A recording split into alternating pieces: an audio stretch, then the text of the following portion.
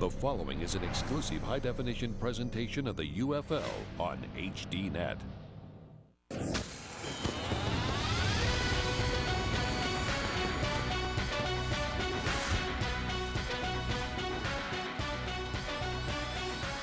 no attitude, there's no egos involved.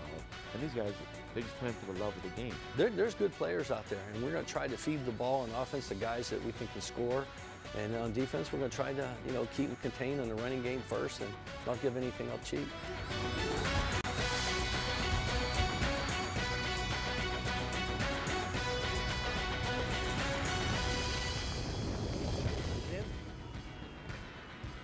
And welcome to the Citrus Bowl, Orlando, Florida, as we get ready for the second game ever in the history of the United Football League here on HDNet. The New York Sentinels visiting the Florida Tuskers.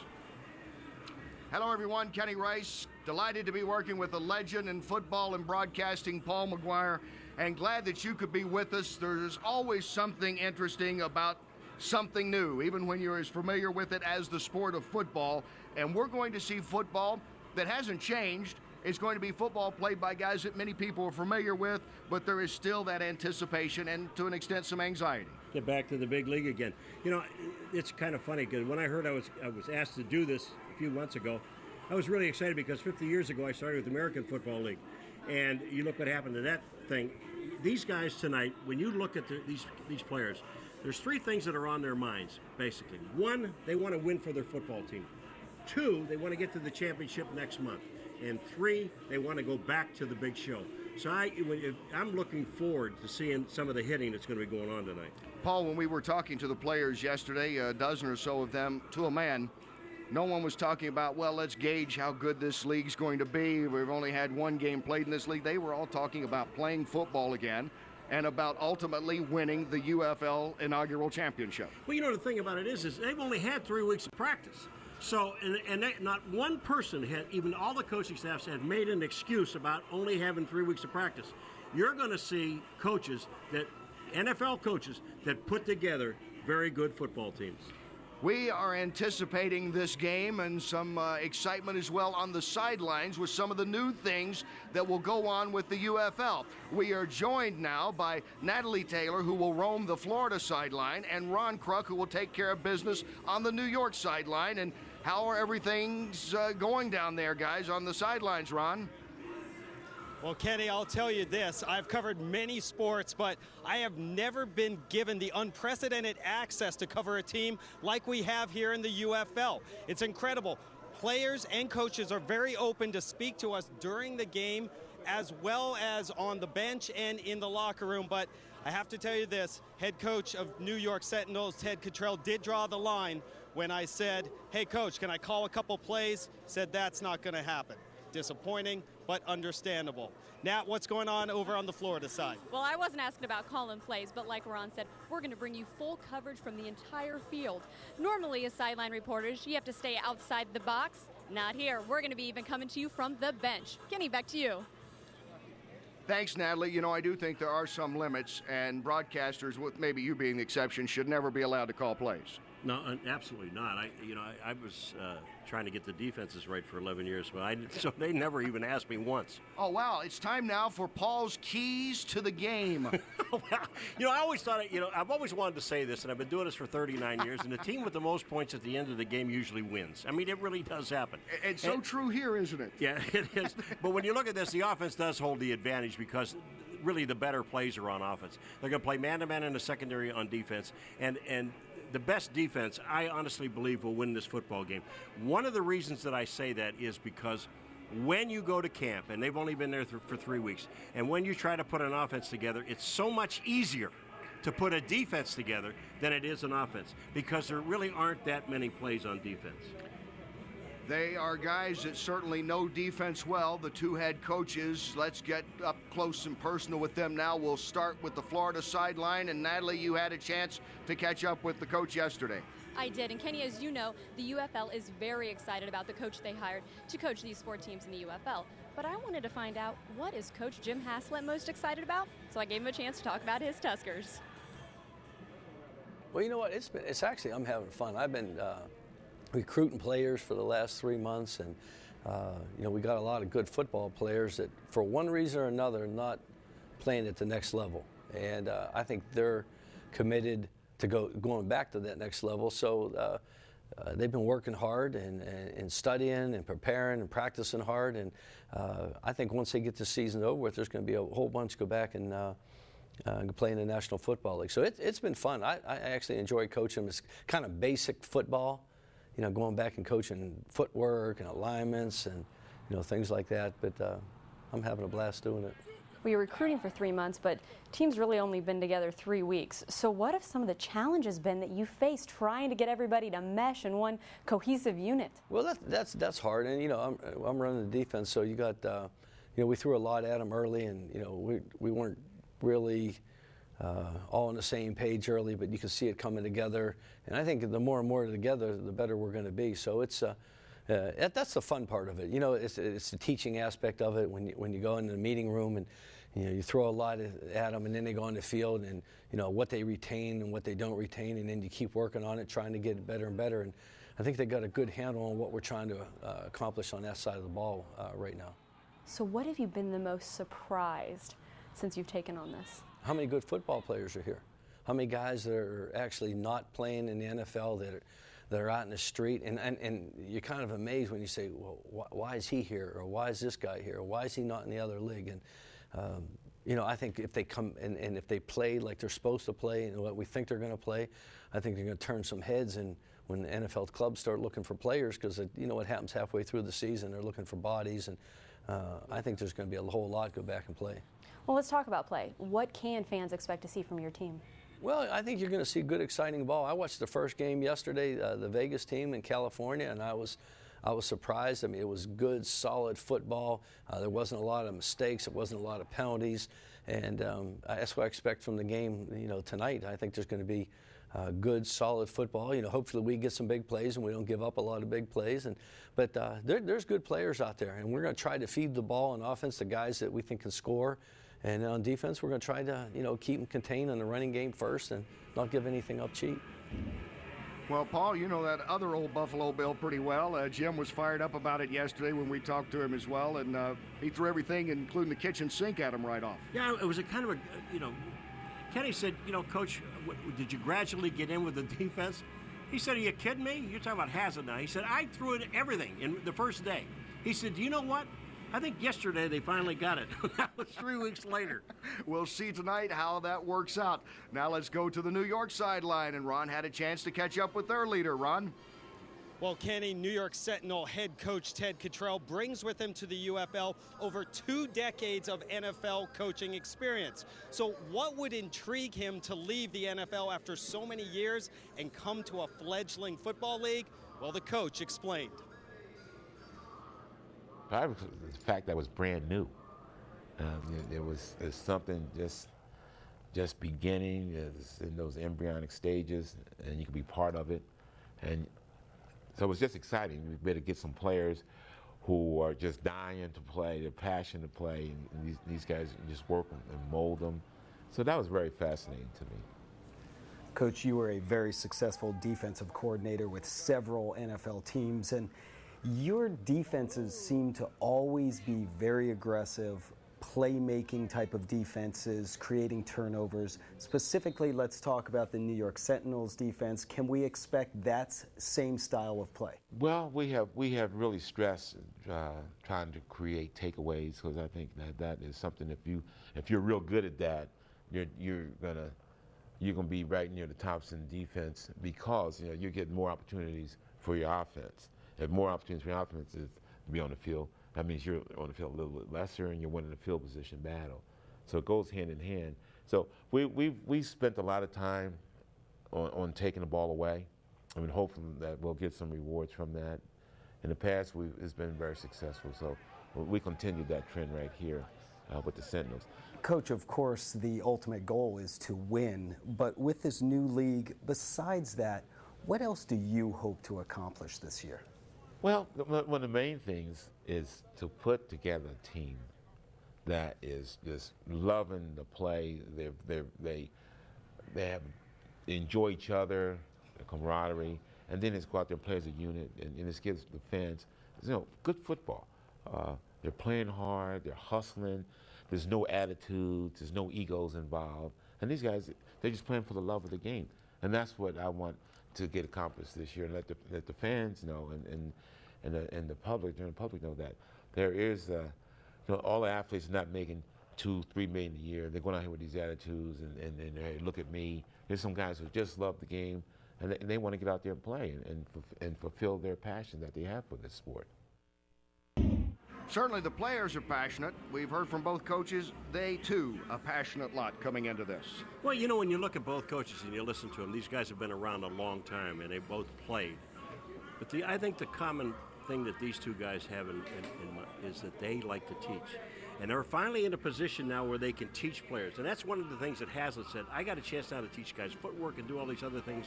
When they're in an NFL camp right away and all that summer that they have, the guys that are going to be on that team, they already know about it. Here, they have to find 50 players. And it's hard work, but yet they're up to it. They have done that.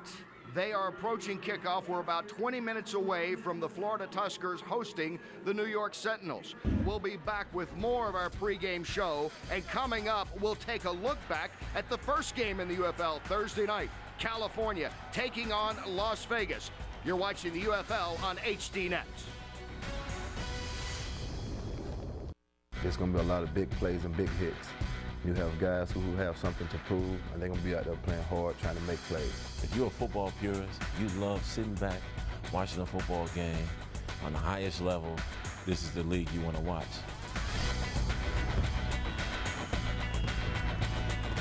Certainly Dexter and Simeon, they have played and succeeded at the highest level, and they're pumped up about this. Just minutes away now as the Florida Tuskers host the New York Sentinels. And welcome back to the HDNet pregame show. The curtain raiser, Paul, was on Thursday night in Las Vegas, and it was an impressive start. It really was. You look at both offenses and defenses, but they really got clicking in the second half, and it's going to take time. You got to remember one thing, folks. These guys have only been at practice for 3 weeks. This is the way it looked on Thursday night at Sam Boyd Stadium as the Las Vegas Locos hosted Dennis Green and the California Redwoods. Pre-game talk. Jim Fossil leading the Locos onto the field for the first time. Well, in that first quarter, Las Vegas made a lot of mistakes. Ship fumbles the ball here, and then you're going to see Lossman. He's going to go back to the pass, and he fumbles the ball. He's running. On the play before this, he ran and fumbled the ball, but got it back. On this one, he loses the ball. Then Lossman tries a pass over the middle to Kirkus, and he just bobbles the ball and drops it. Now, they have the ball, Las Vegas, on the 7-yard line. It's second down. Lossman is going to take a sack, which he should have thrown the ball away. Third down was a throwaway, and they had to settle for a field goal. Here's what the Redwoods do when they get to the red zone, though. 3rd and goal at the 4. Quarterback Shane Boyd will do it himself. One more look, tucks and goes, and it's now 7-3. California takes the lead. Later on, California threatening again. 1st and goal at the 4. They pitch to the left. Corey Ross will go around in, and he makes it 14-3. California, 8:45 to go in the second quarter. And what do you think Jim Fossil was saying here? Whatever, the offense finally responds. 13 seconds to go, second quarter. Lossman rolls out, fires 1 yard. Dede Dorsey hauls it in. And it's now the lead of 14-10 California. But one more time here in the early part of the third quarter. Lossman goes to Adam Burgeon, takes it in, 17-14 in favor of Las Vegas. One more look at it. Lossman struggling in the first, so good in the second half. And then later on, Graham Gano, 53 yards out. It looks like it may make it. Does inside the right upright. It's 2014 Las Vegas second half. Las Vegas struggled, we said, in the first half, but in the second half, the Las Vegas defense came back. Shane Boyd is the quarterback for California. He throws the ball under duress. Then Shane Boyd is tackled by Adrian Allison. Then Shane Boyd is sacked by Adrian Allison. That's 2 in a row. B.J. Sams, look at this. We just want to show you the hitting in this ball game. When you think you've got a running lane, watch. It disappears. That is just perfect. B.J. Sams gets hammered, and then they dump the Gatorade on the coach, and I'm going to tell you something, he loved every single minute of it. Some things never change. The traditional Gatorade bath final score, Locos 30-17. They scored 27 of the final 30 points in the game, putting up 356 yards.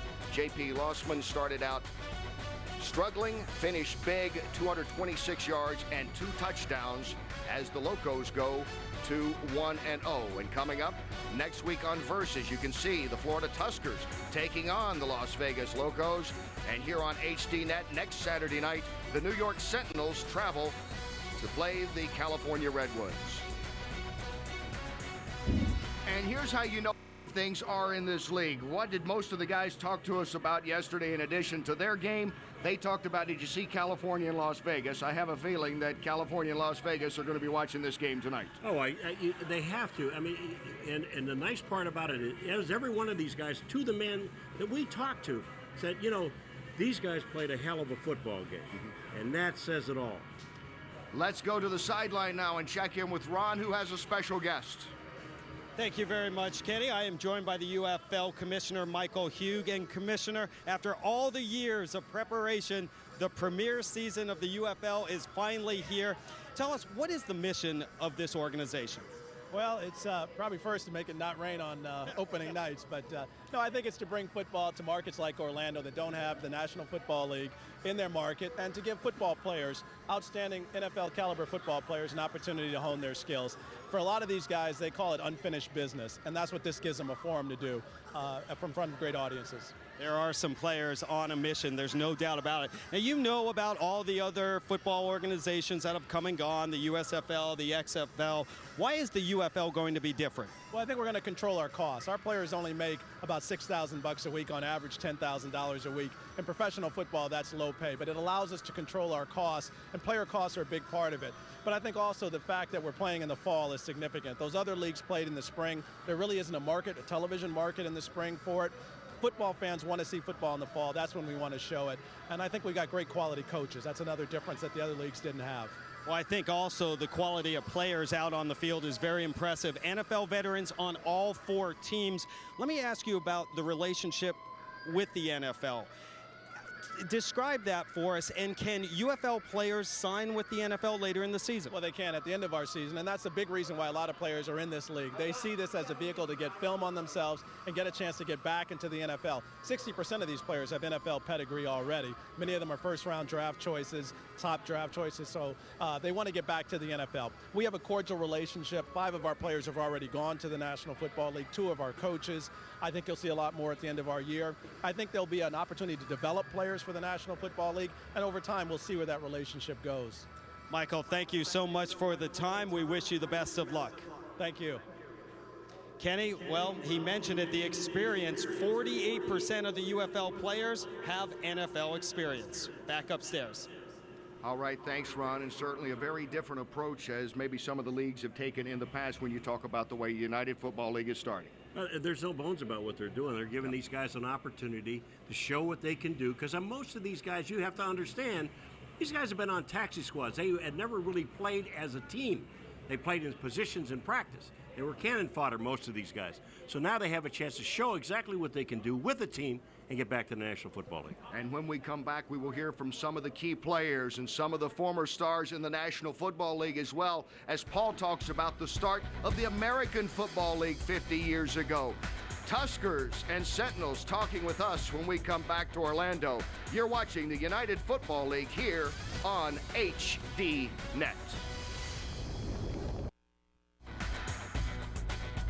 UFL, baby. New league. We're going to get started today.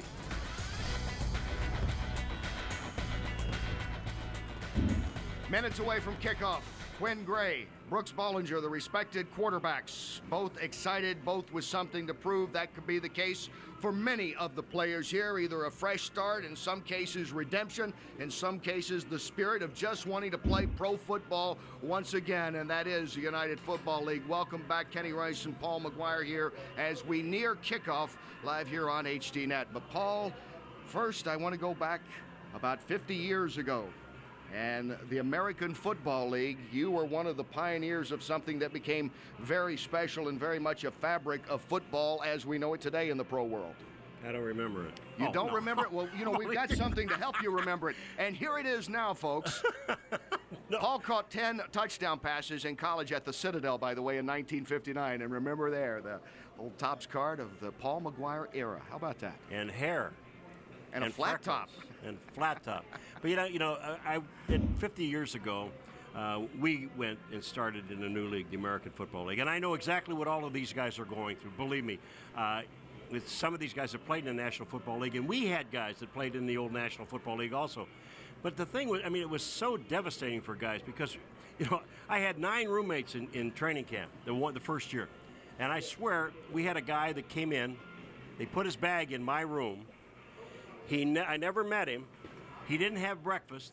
They timed him. He didn't have lunch. He was gone, never got a meal. I mean, that's how many guys were going in and out of this. Did you know his name or any of the 9 guys? I have no idea who the 9 guys were. They weren't in the room long enough. I mean, but look what happened to that football league. Oh, so special it is. The 8 teams of the American Football League getting recognition for many years and certainly being honored in this, the 50th anniversary of the American Football League's start and the impact it's had on the NFL. Yeah, and you just know when these guys are talking about, hey, you know, most of these guys are 60% or better, played in some aspect of the National Football League. They want to get back. And what I really love about this league and the people that are putting this thing together, they're allowing them to do it. They are encouraging these guys to go back to the National Football League and play again. And here now, some of the passion, some of the excitement from the New York Sentinels as they get up ready for kickoff. You're going to see some highly motivated individuals. And like I said, it's going to be an exciting atmosphere. I'm a part of it, and I'm happy to be here. So I'm excited to get it started. Bunch of guys, I mean, who's given a second chance in life pretty much, and it's, you know, everybody's just eager to be on the field. I mean, we've been kind of beating each other up for like the last, 3 weeks, so we ready, to let it loose now.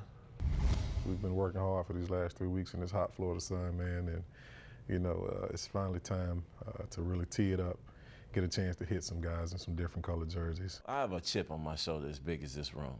You know what I mean? The way things went, the way I went out, and having the opportunity. It's an opportunity, a rare opportunity that came along the week when I was about to retire to play this game again on a very high level. I'm about to push the gas on it.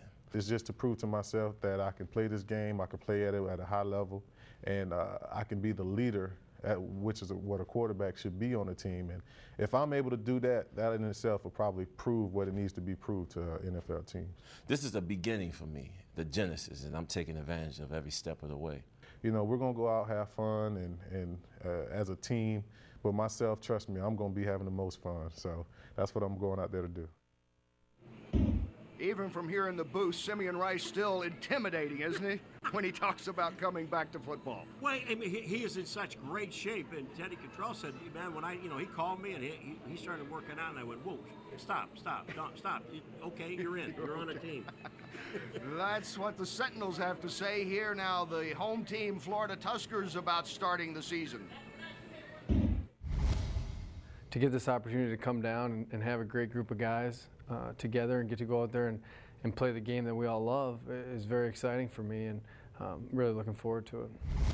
You look at the caliber of guys we have on this team, a lot of them of NFL caliber guys played in the NFL, and so I'm excited about it. I'm excited about the team that we got from, offense to defense, special team. I mean, there's a lot of good players. It's the first game of the season. Guys gonna come out, anxious, overhyped, and they're gonna try to make plays. So I expect our team to come out and make a couple big plays early. I'm expecting to make some big plays. My goal, I'm just focusing on running strong, breaking tackles, catching the ball. A lot of things I've been doing in camp since I've been here, and I just wanted to carry over to the game and just focusing on little things like that. What I know I need to work on to get back, and just want to go, just let it loose. Expect to see a fast game, hopefully well executed on offense and defense, and I think it should be exciting. It's been very impressive the way that guys have really focused in and worked hard on the mental side of the game. Credit to the coaches as well. We're just going to go out there. We're going to have fun. We're going to try to win. And the main thing is, trying to win a championship, regardless of what level you play at. Every game you play, you're playing and looking forward to, the more you win, hopefully at the end of the day, you'll be able to win that championship. 3 weeks may not sound like a long time, and most of us it isn't, but for these players, I imagine eternity getting ready for this. You bet. They're ready to hammer somebody. We're getting ready for the kickoff. The Florida Tuskers hosting the New York Sentinels. The second game ever played in the United Football League is coming up next on HDNet.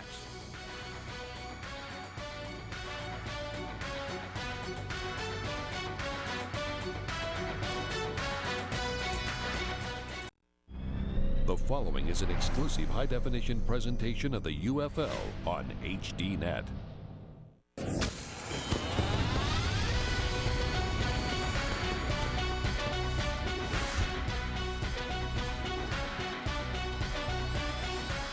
No attitudes, there's no egos involved.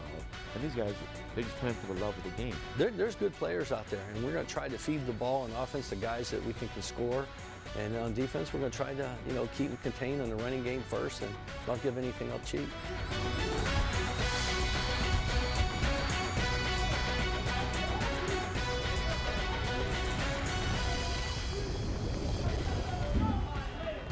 It's a new league with some familiar names. 3-time All-Pro defensive end Simeon Rice returns to pro football tonight, anchoring the New York Sentinels defense. And countering him, former Super Bowl MVP Dexter Jackson back in action, heading up the Florida Tuskers secondary. Welcome to the United Football League on HDNet. New York at Florida on what has been a steamy day here in Florida at the Citrus Bowl. Some rain earlier tonight, but the sun peeped out about an hour ago. Perhaps that is a good omen to get football underway here tonight in Orlando. Good evening, everyone. Kenny Rice, glad that you could be with us. I am delighted to be working with a legend as a player and broadcaster in Paul McGuire, and we get ready for some football right now as you see the home team Tuskers taking the field, Paul. Well, it isn't by happenstance that these two coaches, head coaches, picked two of the best defensive players for their teams. Okay, Teddy Cottrell, defensive coordinator for years in the National Football League. Now he has a defensive coordinator, and that's Don Blackman. But on the other side, Jim Haslam, who has been a defensive coordinator and a head coach in the National Football League, he has decided to be the defensive coordinator for the Florida team. And I can tell you right now, you're going to see these two defenses flying. We usually about this time of year, you would think the defense compared to the offense, how does that go? But in about 3.5 weeks to put it all together, it's really an interesting mix. It is an interesting mix, and the nice part about it is defensively, what happens, and we're going to show you during the course of the game, the defensive linemen, there are 4 of them at all times, and they must have their hands down on the ground. What you say, we will show you during the course of the game. All right, and joining us throughout this game, our sideline reporters. We have Natalie Taylor on the Florida sideline, Ron Kruk on the New York sideline. Good evening to you two, and let's start with you, Ron. How are things there on the New York bench? Well, as you mentioned, hot, but you guys also mentioned that we have 2 head coaches tonight that think defensive first. But New York Sentinel head coach Teddy Cottrell, he believes he has a quarterback that he thinks should be playing on Sunday. Quinn Gray has spent several years in the NFL as a backup and part-time player, and when he has seen action in 12 games, he threw 13 touchdown passes. This guy is a playmaker and someone to keep an eye on tonight, but he will be tested by a very tough Tusker defense. For more on the Florida offense, let's go across the field and Natalie Taylor. You want to talk playmakers? Well, Florida may have the best backfield in the UFL, led by 2 running backs, Tatum Bell and Michael Pittman.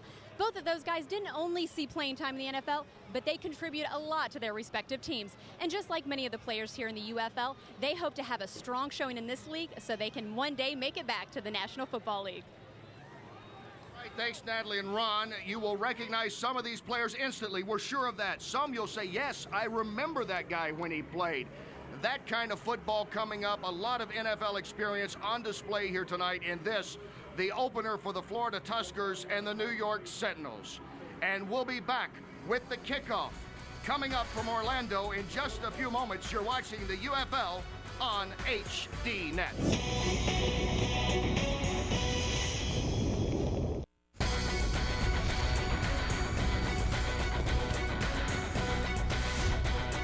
Welcome back to the UFL on HDNet.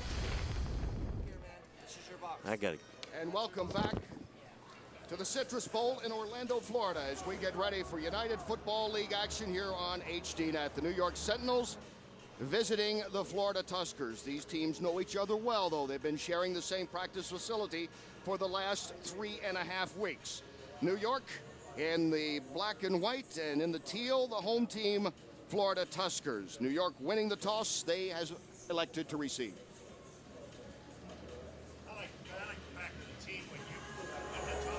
You decide to take the ball and not defer. And even though the defenses are a little bit further ahead than the offense, you got to find out what you have on offense.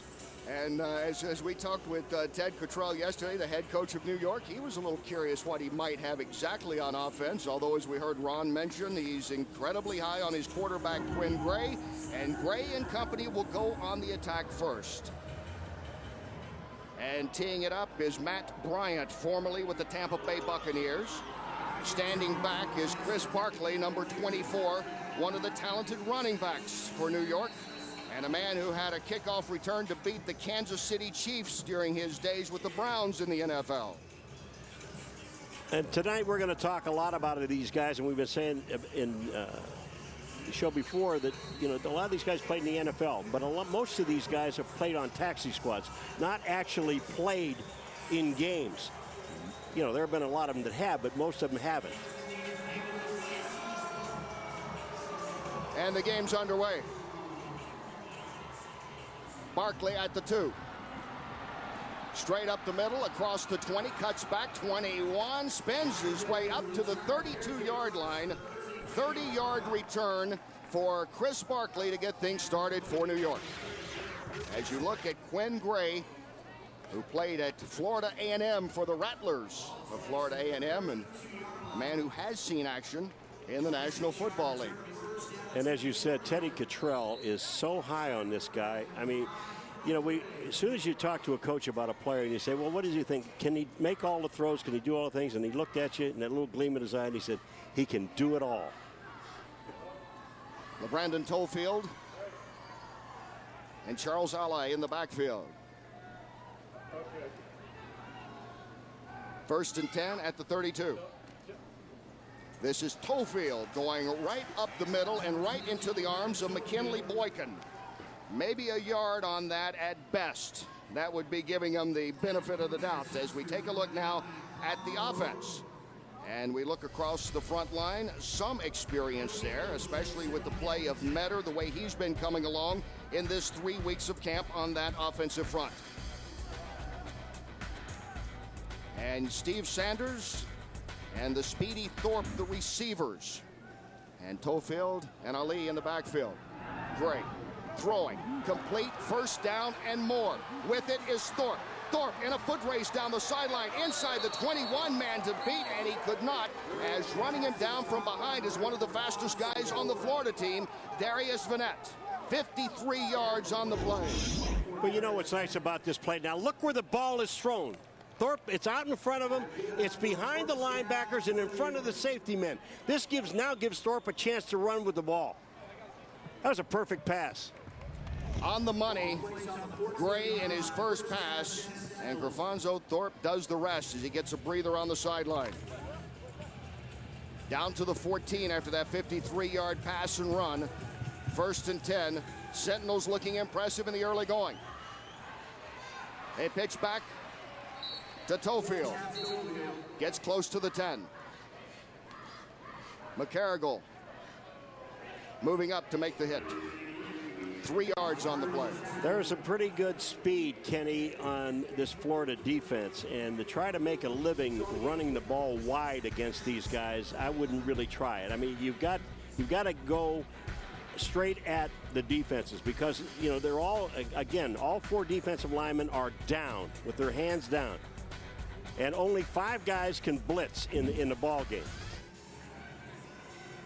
2nd and 7 from the 11. Gray throwing, broken up on the slant. Pass intended for Ryan Hogue. And nice defense in a very strong secondary of Vanette, Andrews, Jackson, and Brown. You know, this ball is thrown, but just take a look at the play on the outside. That's Vanette, I believe, that makes the stop, knocking the ball down. That's just playing the ball. That's perfect defense. Two big plays for Darius Vanette already to run down Thorpe, preventing a touchdown, and to knock that one away from Hogue. It brings up a 3rd and 7 at the 11. Gray again, throwing for Thorpe, touchdown.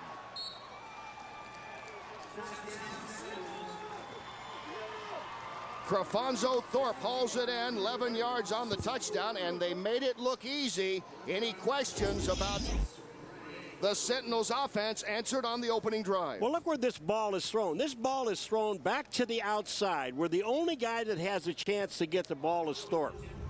The defender had no chance whatsoever. That was the perfect pass. And when we asked Teddy Cottrell, can he throw them all? So far, he can't.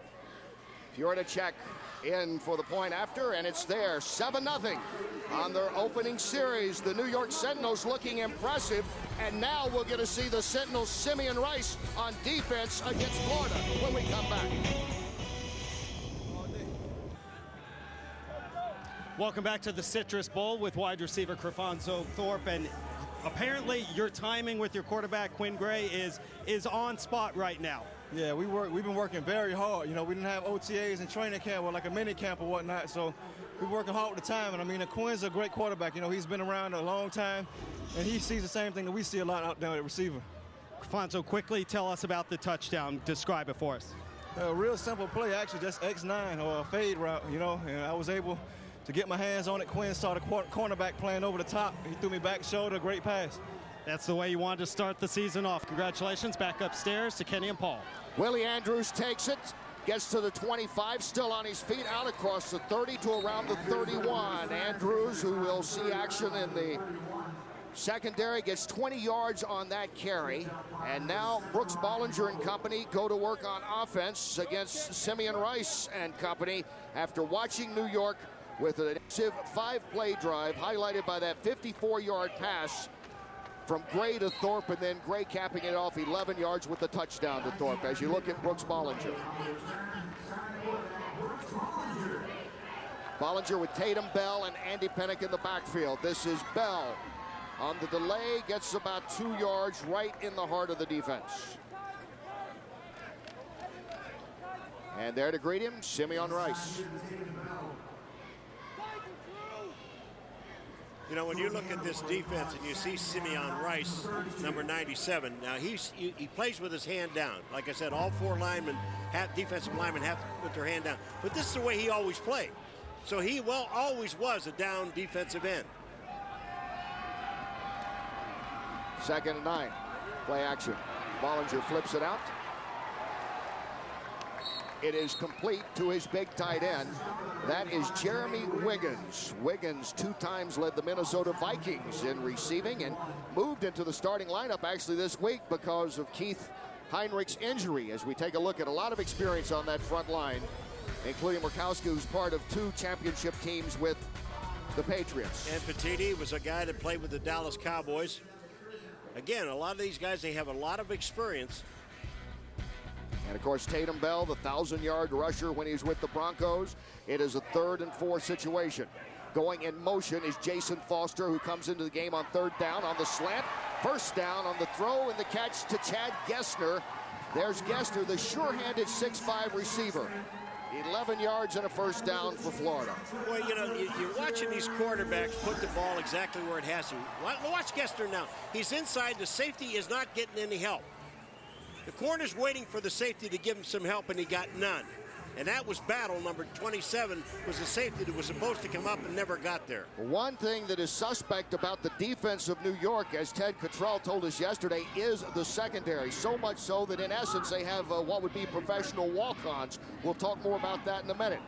Handoff goes over on the left side. Michael Pittman carries for the first time, and he carries it well into New York territory. Gets 11 on it. You know, Michael Pittman, you watch, and I know people have watched him in the National Football League, but this guy, you talk about running with a purpose. Watch Michael Pittman. Michael Pittman knows exactly where he is all the time. He's got great balance and strength. And great hands, I might add. And Pittman, part of that deep backfield. We've talked about that, perhaps the deepest in the league right now. 1st and 10 from the 40. Bollinger is going deep and overshoots his man, Tay Biddle, one of the fastest players on the team. Oh, man. Bollinger's got to look at this when they look at the film, and he said, Biddle, I have you. You're wide open. Look at Biddle. He takes a post move and then back to the outside. There is just no chance for Battle to get to him, number 27, and this ball was just overthrown. And Biddle, if you think he looks fast even in slow motion replay, he was an All-American track star during his football days as well at Mississippi. Here it is, 2nd and 10 from the New York 40. Bollinger again, fires it out, complete to the tight end. You notice something that we've seen tonight, Kenny, that we saw in Thursday's night's game in Vegas, is how quick the quarterbacks are getting the ball out. The one pass to Biddle was a long pass, but that one to Thorpe that was over the middle by New York was a short pass that he ran afterwards. Most of these passes are quick releases. And Jim Haslett said, you know what we're going to try to do is get the ball to the guys that can score. That pass was to Frank Murphy, who's one of the tight ends that joined the team just this week, a former star out of Kansas State. And it is 3rd and 6, and a timeout asked for, the first of the game. It's taken by the home team, Florida Tuskers. We'll have a break. New York leading at 7-0. Can the Tuskers answer? We'll find out when we come back to Orlando. Okay, no problem. 3rd and 6 for Florida at the New York 36. Bollinger under center. Gessner in motion. Good protection, throwing over the middle to Gessner, complete. First down and then some. Gessner takes it inside the 15. You know, you're talking about the perfect passes that are being thrown. Bollinger this time, when he throws it to Gessner, take a look where he throws it. It's behind the linebacker and in front of the safety.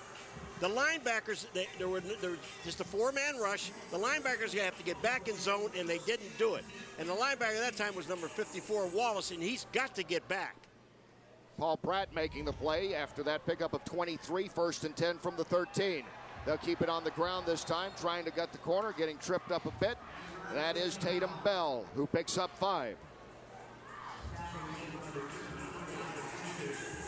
Tatum Bell is really such an interesting story. I mean, the guy who was drafted by the Denver Broncos, in the very first day of training camp, he breaks his finger. I mean, and then, you know, and people that just, you know, because of the size of Tatum Bell, he's 5'11" and 213 Oklahoma State, but he played out there when they had some great running backs. Barry Sanders. I mean, come on. On 2nd and 5 at the 8, they will keep it on the ground. Maybe a yard for Bell on that. And Bell in his rookie year led the AFC rookies in rushing and finished 4th overall in the NFL. And when it was mentioned Bell's here, and Michael Pittman got excited, and Shaud Williams got excited, and Pennant got excited, part of that deep backfield. Now on 3rd and 5, ball at the 8, the 10th play of this drive for the Florida Tuskers. All right, here's the spread formation. When they spread, there's nobody with the quarterback. And just remember, only 5 guys can blitz on defense. And they blitzed and got him from the outside, and that was a linebacker. Under pressure, getting in was Williams first. Nathan Williams. Wallace charging in, but Williams is the one that brings him down. Take a look on your right-hand side. You'll see Williams come in. They just did not block him. Not enough people got to him. He's on the outside. He just comes around the tackle and beats him to the ball. Petiti, number 78, was the tackle. And now they'll attempt a 35-yard field goal. Matt Bryant attempting. Kick is up. And it is wide right. Something they're familiar with on many levels in the state of Florida. and it remains 7-0. New York able to hold off Florida on their drive. Sentinels will be back on attack when we come back.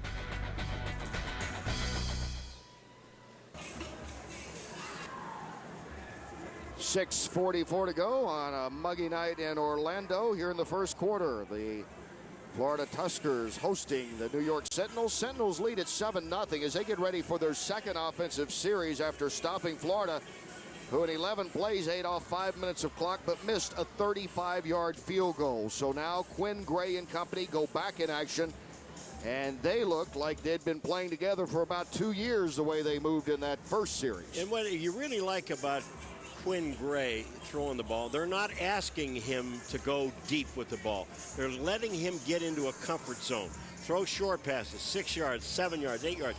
It's going to just set up something deep later on. He's got plenty of time. Let him relax. They got a 7-0 lead. He's doing fine. And Gray has lived up to the billing that his coach Cottrell was telling us as you look at Jim Haslett on the Florida sideline. Kind of interesting watching two old defensive coordinators go at each other.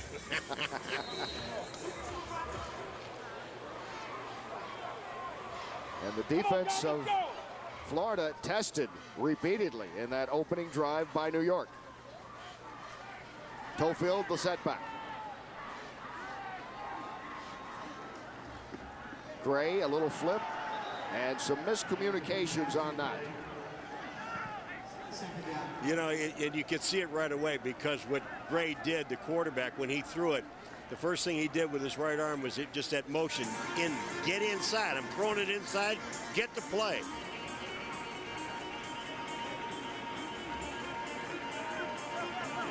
Second and 10 from the 25.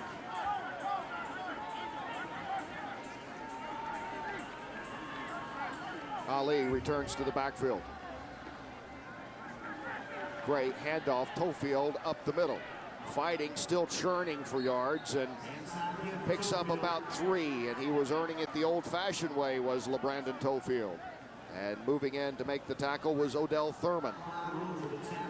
And here's the down, excuse me, that the defenses really have to be careful of. Again, I hate to keep bringing this, but it's true. All 4 defensive linemen have to have their hands on the ground. And the guy that's going to blitz can only blitz outside the ends. He cannot blitz up the middle. And he has to almost declare himself. Now you see a linebacker sitting up on the line of scrimmage. 3rd and 7 from the 28. Good protection for Gray. Throwing it incomplete. Intended for Thorpe, who's become his favorite receiver. Willie Andrews on the cover right with him. There's a ball that just really got out of the hands of Gray because he had Thorpe open. And you see the receiver standing down there about 18 yards, and all of a sudden he looks up over his head to see the ball sail by. You know it wasn't close. Tom Malone will kick it away for the first time. Jason Foster back to receive for Florida.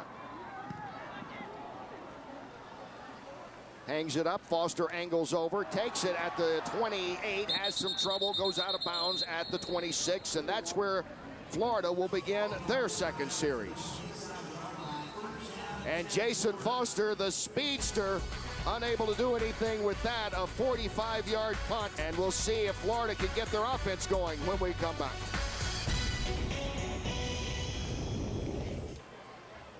Welcome back to Orlando here at the Citrus Bowl as the Florida Tuskers come on the offense once again. And Brooks Bollinger 4 for 5 in that first drive, which led to a missed field goal, flips it out, has the completion, and making the catch was Paris Warren.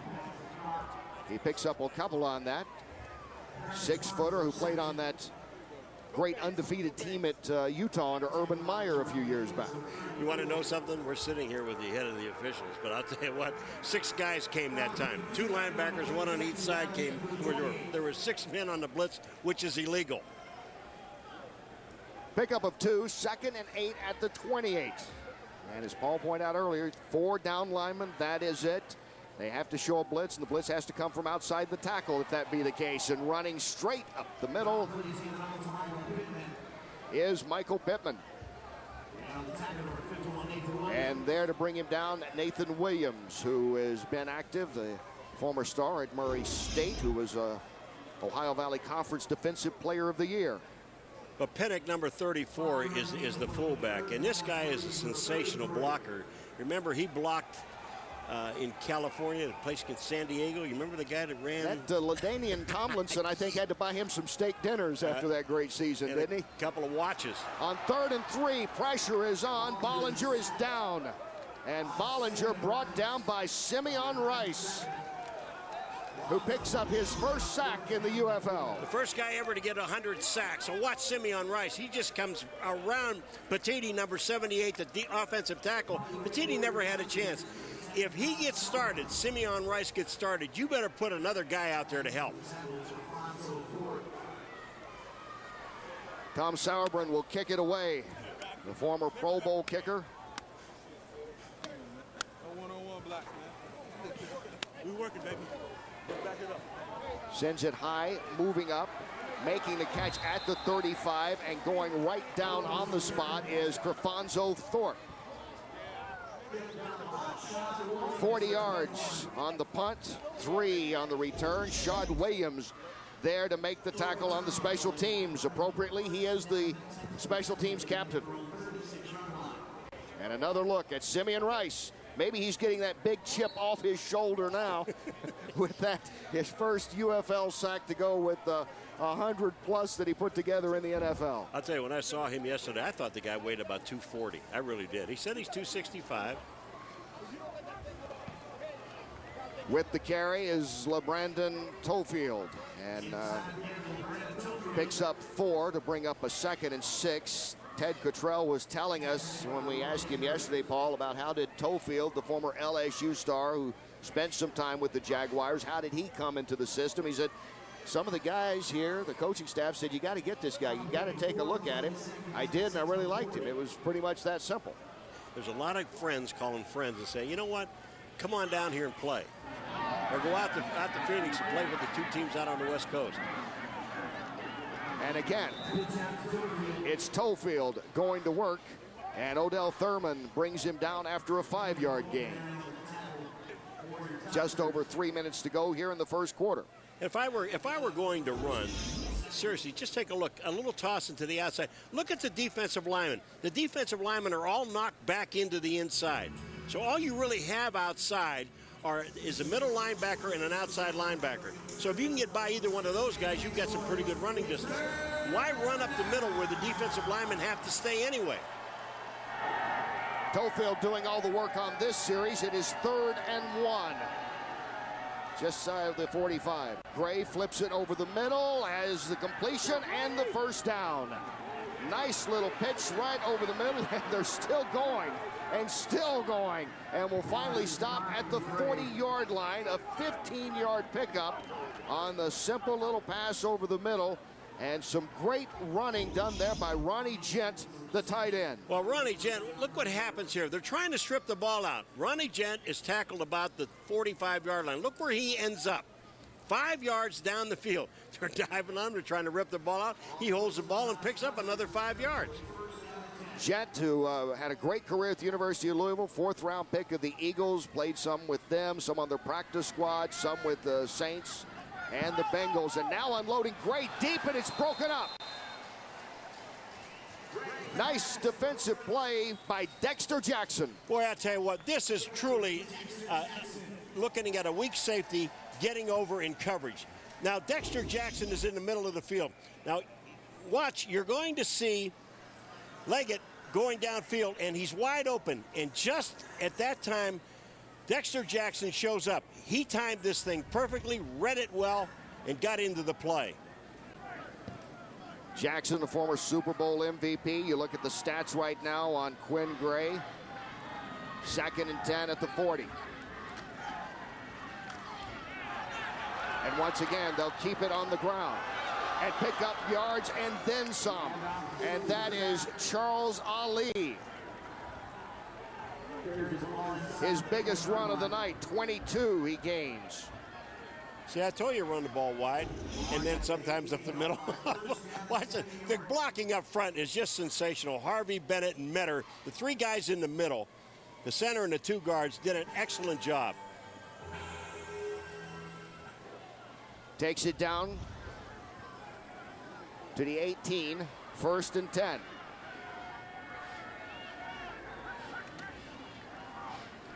They'll keep it on the ground. Not much there this time.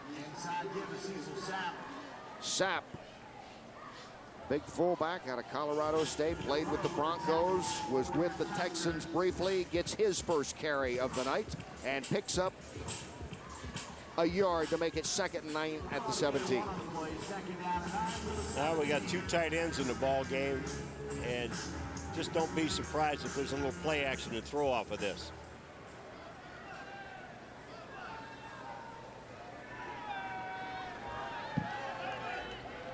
Second and 9, Toefield the setback. Gray looking, pumping, throwing for the end zone, and overthrows Sanders. And right there was Sanders on the coverage was Darius Vanette. Sanders is one of the guys. This is basically timing, and what happens is that Gray is throwing the ball to the corner of the end zone. And what happened on that play is Sanders stopped. He was going to the corner, then slowed down. Had he kept his pace, he might have had a chance to catch that ball. 3rd and 9 at the 17, 17 seconds to go, first quarter. New York on this, their 3rd offensive series. Gray will keep this on the ground. They'll go straight up the middle and come up about a yard short of the first down.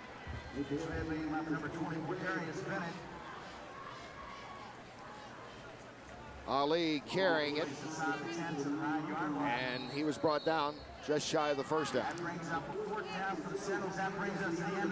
And that is the end of the first quarter. New York 7 and Florida nothing. And here in Orlando, we'll be back on this night where rain was threatening, but it's turned out to be a beautiful evening, and so far it is an evening that New York is very much enjoying against the home team Tuskers.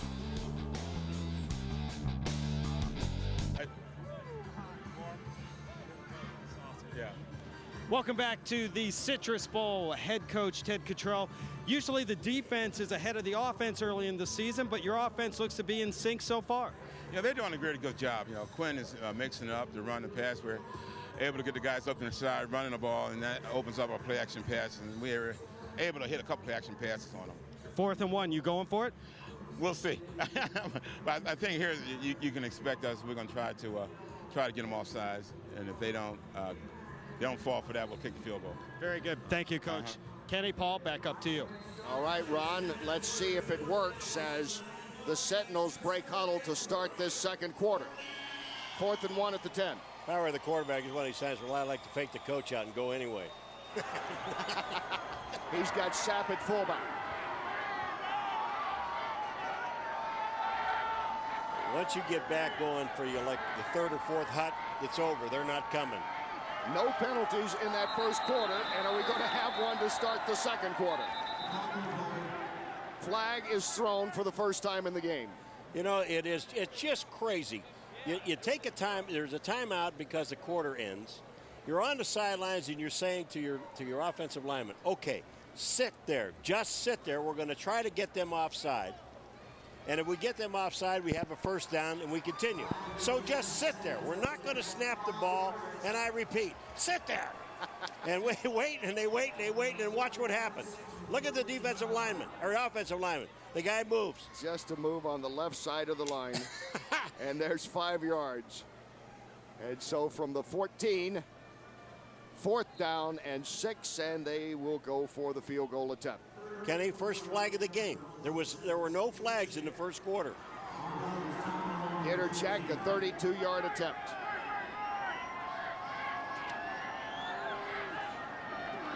Out of the hold of the punter Malone, the kick is up, and it is good.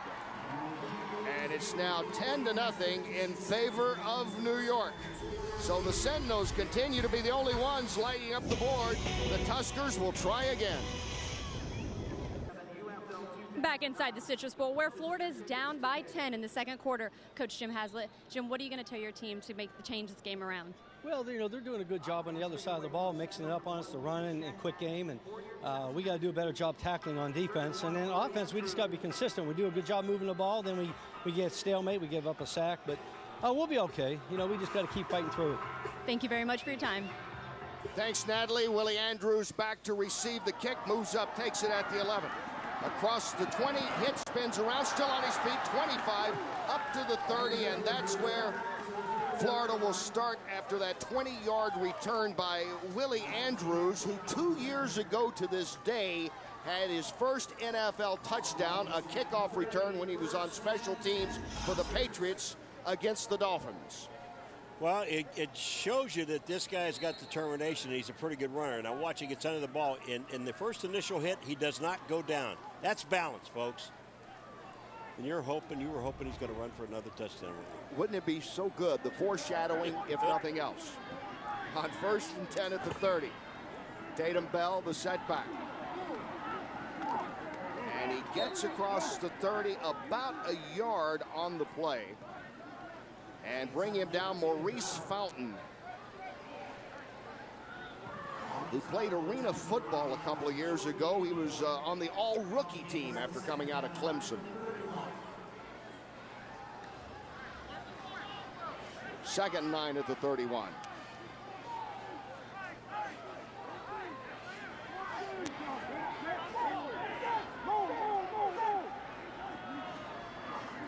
Receivers everywhere for Bollinger. Has some time, floats it out and over the head, intended for Michael Pittman.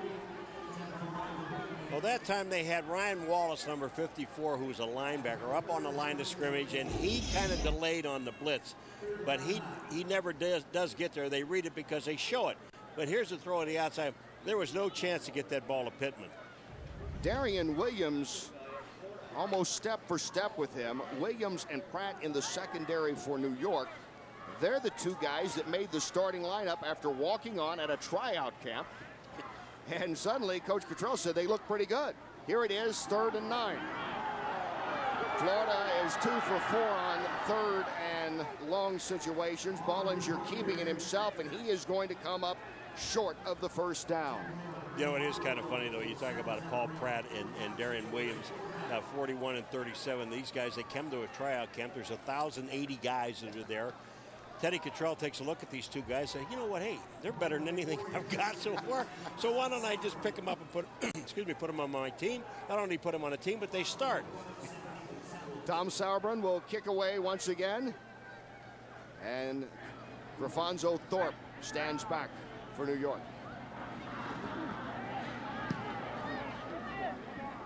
Sauerbrunn hangs it up a little short. Take down the run. Has trouble with it. Is Thorpe, but he stays with it. And moving right in for the Florida Tuskers was Michael Grant on the play. 37 yards on the punt, no return. And so everything going pretty well for New York right now, except maybe that bobble a little bit. They still have possession and they have the lead. New York begins this series 1st and 10 at their own 25. Quinn Gray back to pass, looks, flips it out, coming out of the backfield is Tofield. Tofield first down, more up close to the 40, around the 39, and moving in to make the tackle, Tim McCargill, a 14-yard pickup. First screen of the game, and it was set up perfectly. They waited over a quarter to throw it. Boy, does Gray set this up perfectly, and look, they get the lineman back to the outside. That's Metter, number 60. And then Tofield picks up the first down. That was just a clean play. Gray 4 for 9, 94 yards. And it's 1st and 10 at the 39.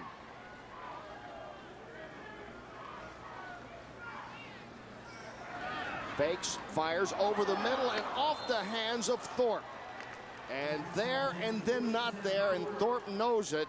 But Gray continues to encourage him, and that's what all the players were talking about yesterday, that Quinn Gray has come in and shown leadership immediately. Yeah, you know, you throw the ball, you do all the things right. And here comes Thorpe. He's coming across the middle. Look where this ball is put, right on his hands. He puts the ball there, and Thorpe misses it. But, you know, and I like what Gray did. Don't get mad. Things like this happen. Just get even. You know, go back to him. He was wide open. They had 3 people down there trying to cover him, but Thorpe was clear. Thorpe's made 2 big plays, including hauling in the touchdown. 2nd and 10 at the 39. On a reverse, looking for some room, is Barkley. And he is forced out of bounds. A gang getting over there. McCarrigal getting in there first along with Dexter Jackson to help out as Chris Barkley picks up a couple of yards out to the 41. Well, the right corner, which is Fakir Brown, he's the guy that really makes Barkley run to the outside. He forces it back to the inside. He's just coming up to make the tackle, and he doesn't make the tackle, but he forces the runner back to the outside and allowed the linebackers to get there. Talked about the leadership of Quinn Gray. Ted Cottrell said to us yesterday, Paul, there was a situation, it was a little tense. We were having a sloppy practice, and Gray called everybody together. He said, I just sat back and watched to see how Gray would react. And he came through like the leader. Whistle as the ball is snapped on 3rd and 8. And our 2nd flag of the night. Timeout. New York. Wait a minute. He just pointed to Florida. He pointed Florida. This is a 30-second timeout. No flag on the play. That's been waved off. A timeout instead. But as Cottrell said, he wanted to just step back and see the leadership of Gray. And he said Gray never said anything about any of his teammates. He said, it's all on me. We're not playing well, and I'm the first one. I'm the guy that is not doing the job today. We, led by me, have to get a lot better. And he said that's how he's become such a big fan of Quinn Gray, in addition to the obvious athletic ability. And all the guys follow around him. You know, it's very easy when you have a young team like they have, only in camp for 3 weeks, to start pointing fingers at people. But when you point your finger to yourself first, and it all starts with me, and I'm the one that's screwing up first, but so are the rest of you guys. So let's put it all together. It's kind of nice. 3rd and 8 at the 41. New York 2 for 4 on 3rd downs. Tyrone Gross comes into the lineup for the first time. Gray under pressure, tries to run away, will flip the ball forward. It is incomplete. And kicking it away now will be New York, and that shows the first time that we could talk about the grounding rule and the changes here in the UFL. Yeah, but look what happens. The linebacker blitzes up the middle, and he's not allowed to blitz up the middle. He has to blitz from the outside. That's McCargill. He is not allowed to blitz there. There should have been a flag on the play, and it wasn't thrown. So on 4th and 8, they will kick it away again. Malone under some rush, but gets off a nice high kick. Moving back and taking it, and is pounded as soon as he brings it in. Foster makes the catch, had nowhere to go. Moving in on a dead run was Trey Battle, and makes the hit.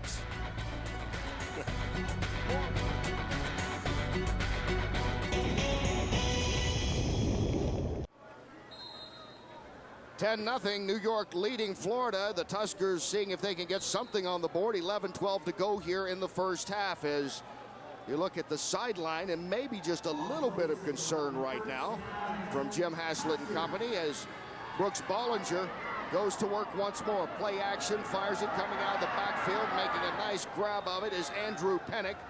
In addition to blocking, he does that well, hauling in passes, picks up 4. We go back to Quinn Gray, though, on that last series, on that 3rd down, and one of the rules that's different in the UFL is in terms of grounding. The quarterback can be in the grass as long as he gets the ball back to at least the line of scrimmage or beyond, then it is not intentional grounding. Exactly, and you know, each team only has 2 quarterbacks, And usually the one that's starting is a lot better than the other one, and you don't want to lose any quarterback. 2nd and 6. And they keep it on the ground, fumble, but holding on to it. It looks like Florida maintains possession. Hit hard was Tatum Bell, lost it, picked it up, a loss of 4 on it. Tatum Bell is hit. He drops the ball. He's sitting on his rear end. Watch, and they'll kick the ball right back to him. Here it goes. The ball's out. He's sitting down. Here comes the ball right back to him. He really didn't have to move. Terrell Mays giving chase, but you're right. He wasn't hit. He just dropped the ball. It went forward. Then they kicked it back to him. That was kind of neat. 3rd and 10. Another 3rd and 10. They're 2 for 5 so far. Bollinger looks to the left, now back to the right, throwing in that direction, off the hands, and intercepted. It is picked off by Pratt. Pratt cutting inside the 20, in the 10, down to the 1. That is the guy who made the team trying out. Paul Pratt with the interception and almost the touchdown. 27 yards on the return. Boy, I'll tell you, Paul Pratt, I mean, this ball, first of all, should have been caught. That's number 1 by the offense. But number 2 is watching Pratt's eyes, his hands, and making the adjustment on the ball. Number 37 is Paul Pratt. Watch this.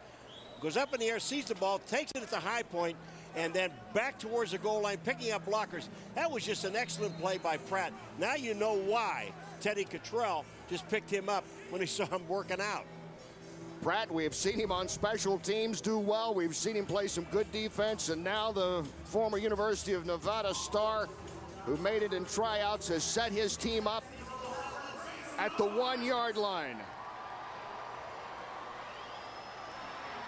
Sapp in.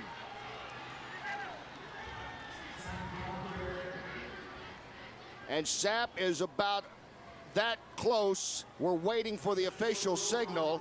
Of course, New York saying he's in. Let's check in with Ron on the sideline as we await the verdict here. Paul Pratt, huge interception for you. What did you see as that play evolved?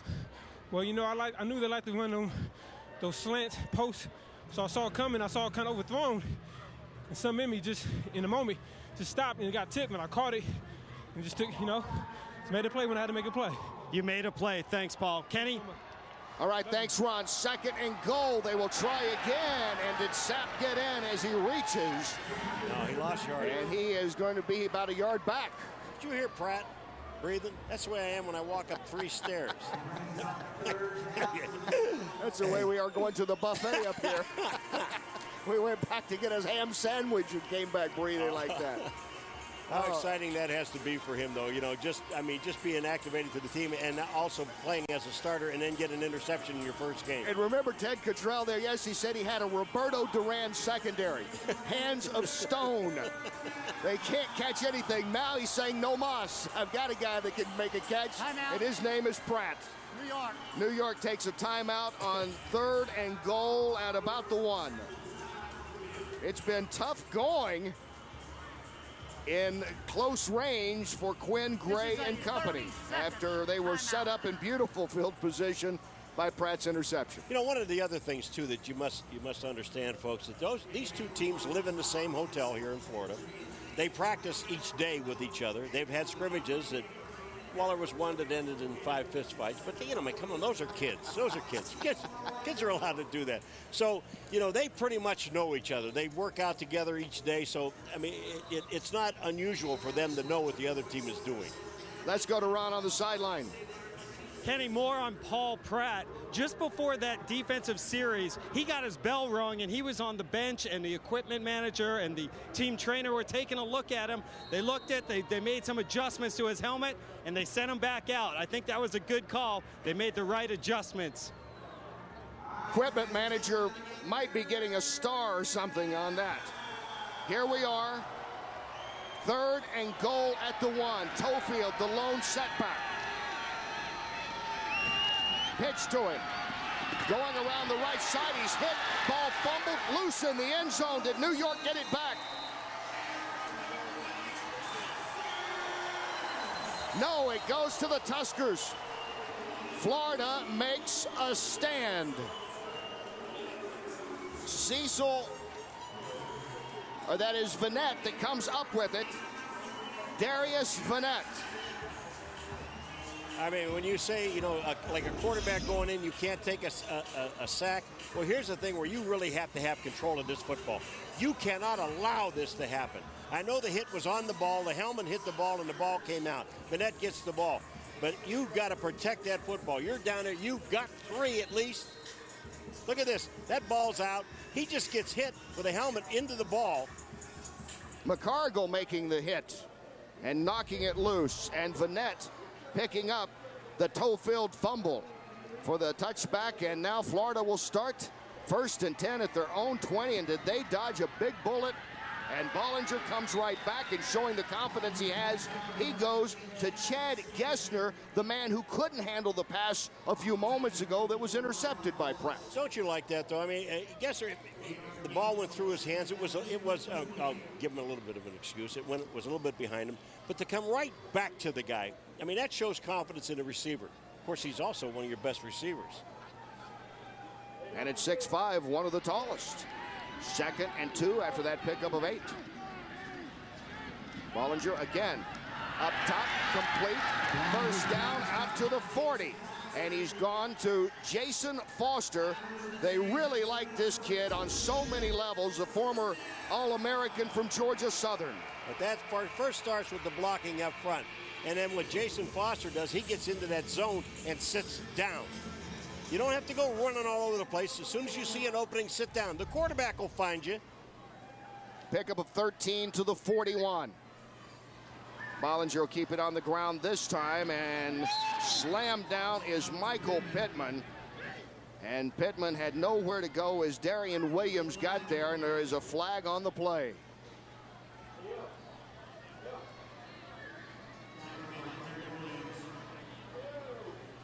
Illegal defense number 54, 15-yard penalty, 1st down. Well, there is a 10-yarder for the blitz, or in this case, the no blitz rule, however you want to look at it. Well, you can blitz. Let me clarify something. You can blitz up the middle if you're 3 yards off the line of scrimmage. But you can't, if you're going to blitz, take a look at it. Now, look in the middle of the field. Look Ryan right Wallace, in here. 54. Right in the middle of the field, and you're going to see that he's up near the line of scrimmage. See it right here? Now watch. He goes inside, and that's an illegal blitz.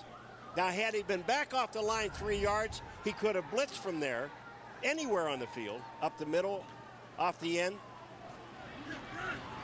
And back to action, Michael Pittman will carry for maybe 1. 2nd penalty for New York. Been penalized 20 yards as Harwell wraps him up and makes the play for New York. You know, the one thing about that call, too, Ken, is that is a severe penalty. I mean, just for the lineup. And they want to stop this because all the defensive linemen, again, have to have their hands down. You have 5 offensive linemen. They can't, they want to protect these quarterbacks as much as they possibly can. And it's a rule that will change next year in the United Football League. It is just now, because of the short time to get ready, Bollinger throwing. He's ready with that one. Hits Foster. Foster doing some legwork now. He's inside the 25. Foster picking up the 1st down and more.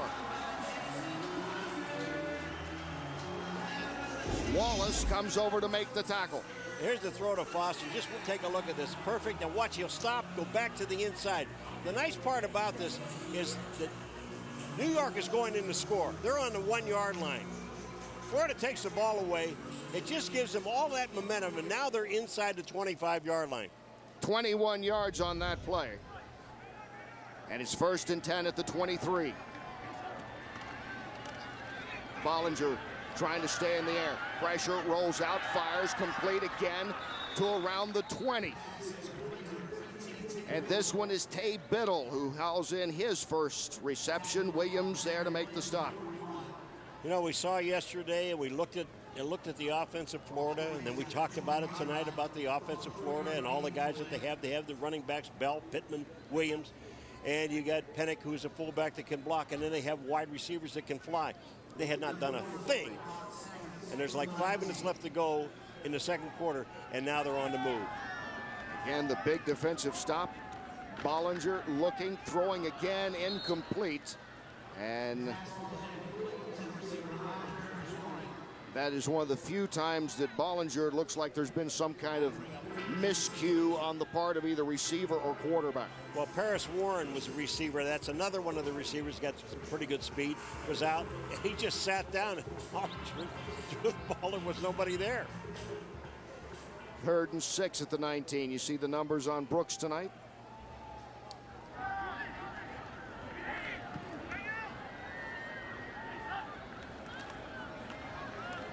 Nice protection, throwing. 1st down. Pittman taking it out of the backfield, gets to the 10. Michael Pittman, and Battle makes the tackle. We know Pittman can run with the ball, but this young man has got excellent hands.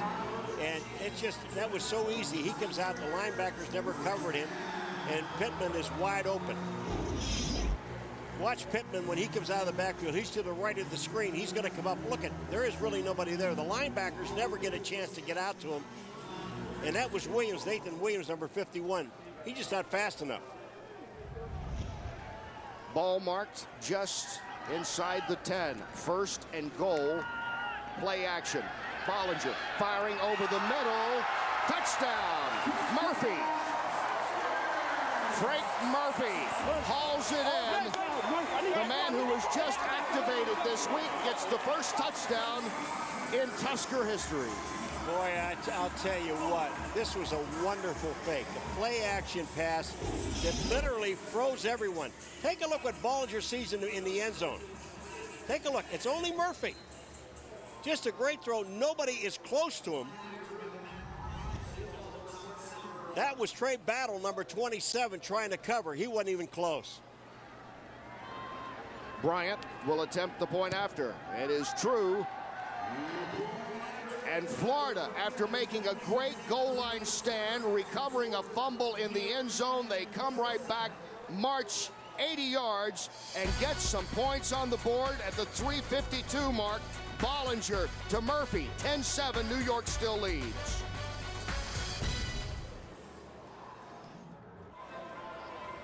Back in Orlando, Florida, the Citrus Bowl, where Florida just put up their first touchdown with quarterbacks Brooks Bollinger. Brooks, tell me about that last series. It was good. You know, we just came out the first drive, had some momentum, shot ourselves in the foot, and then we kind of had trouble getting the momentum back. So with that drive, the defense made a huge stop for us after the turnover, and we responded and drove it down the field, and it felt good to get the first one in. Thank you very much for your time. Good luck the rest of the game. Kenny, back to you. Thanks, Natalie. Bollinger on that drive, 4 for 5, 76 yards, capped off by the 10-yard touchdown pass to Frank Murphy. Vanette stands back, awaiting the kick. Takes it at the 5. Cuts across to the 20, leans forward to about the 23. And moving up to make the first hit.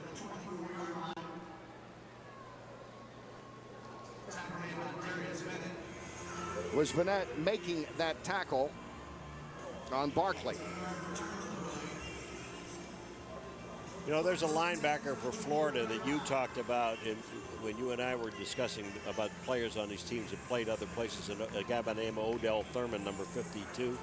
We have not mentioned his name tonight. He's playing the left outside linebacker. This guy is to me, was one of the best linebackers that I'd seen coming out of college. 1st and 10 at the 24. They will keep it on the ground with Tofield and pick up maybe a couple of yards on the play.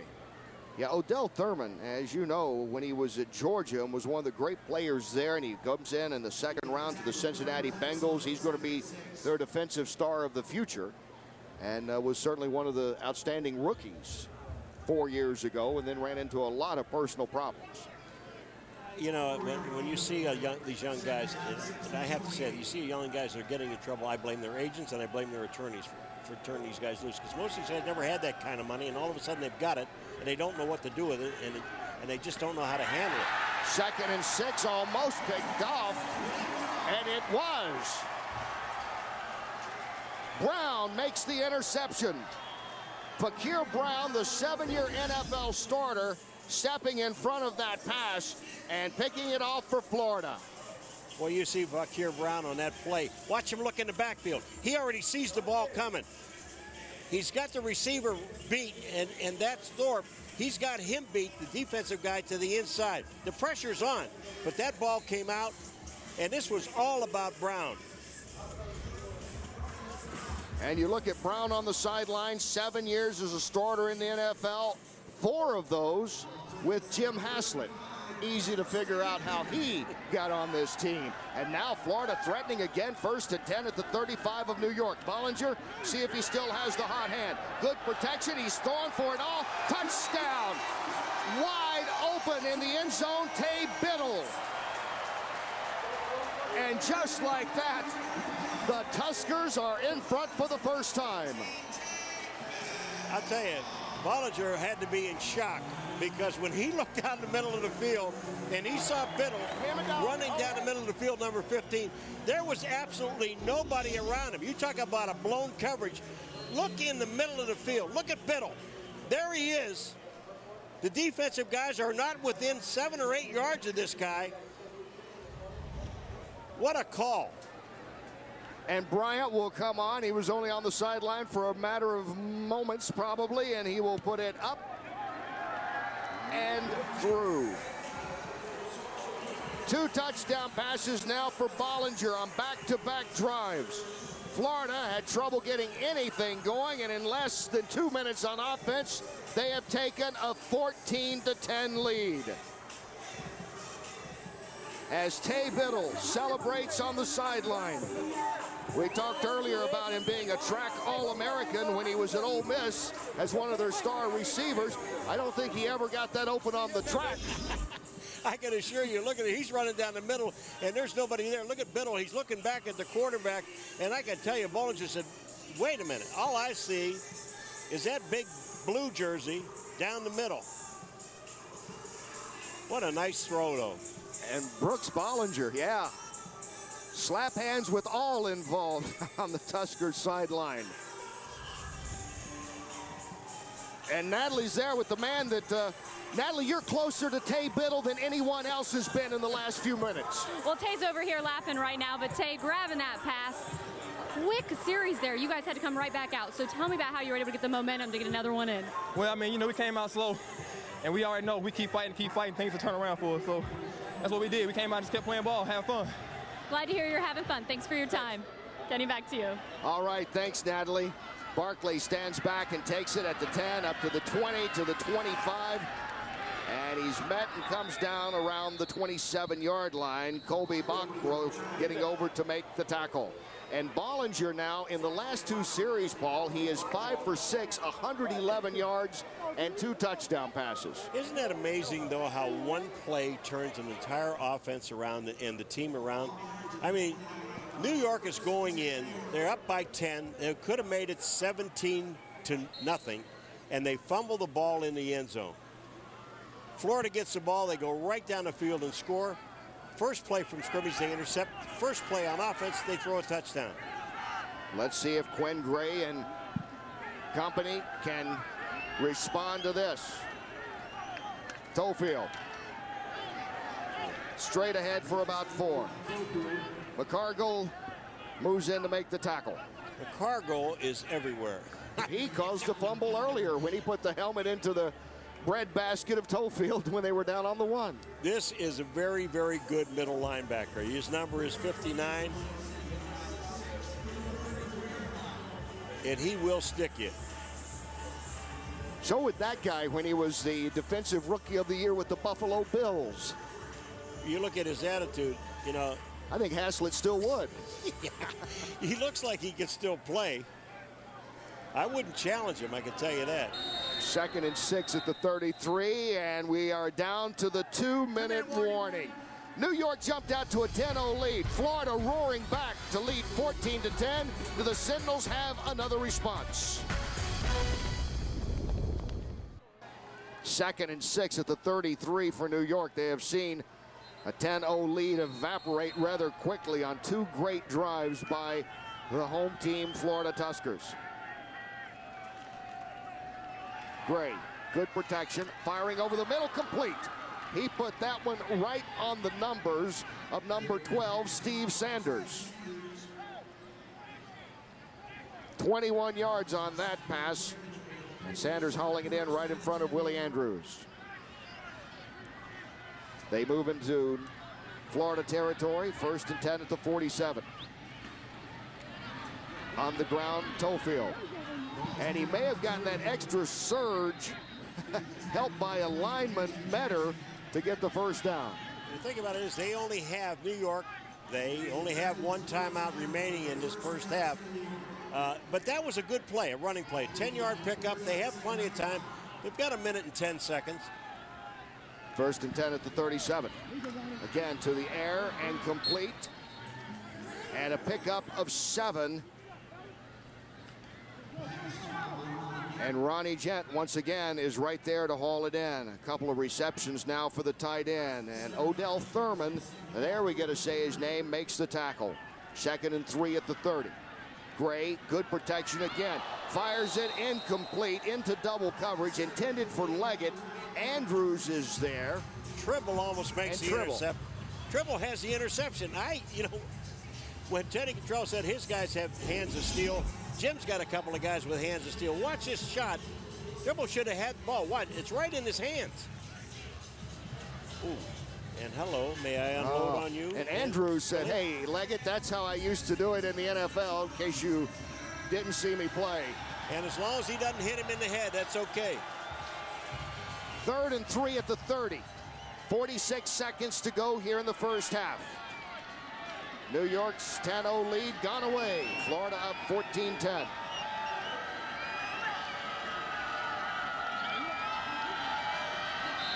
Gray calls the timeout, the final timeout, as he looked over and was trying to communicate with Chris Barkley to get him set. Didn't like the way things were, and so Florida, or rather New York, uses up their final timeout of the first half. That's the 3rd and final timeout of the half for New York. You know, and these teams, as much time, they've only had 3 weeks together, but they do work a lot on the 2-minute drill. It is so important in the ball game. And, you know, these guys, what happens is to get them set in the right spot. You got to remember now that there are a couple of these guys that just got here not too long ago, 3 or 4 days ago, and they're playing. I mean, you don't forget your football skills, but you don't really know the system that they're running right now. And there is some confusion on the field. You know what I really like is the hitting, because they really didn't have the opportunity. They scrimmaged, but it was controlled scrimmages where they didn't go out there and try to kill each other, but there was limited hitting. So, but we're seeing some pretty good hitting tonight. 3rd and 3 at the 30.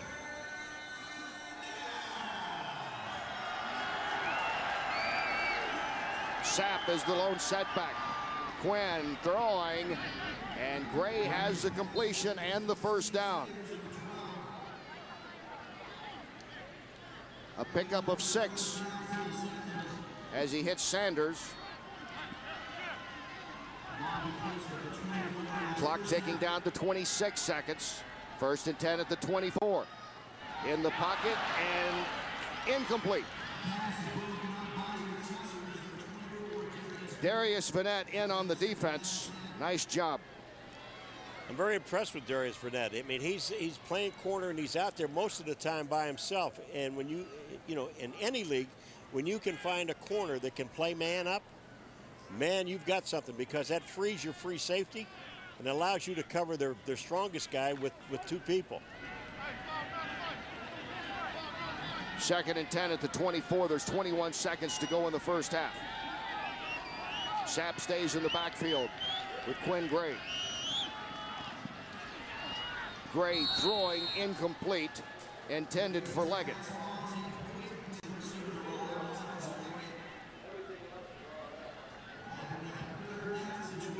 So 3rd and 10 with 18 ticks to go on the clock here in the first half. And 2 things that happen. Obviously, you don't want to throw an interception. And number 2, you do not want to take a sack. They're in a position right now to get a field goal, to get 3 more points on the board, to get them to 14-13.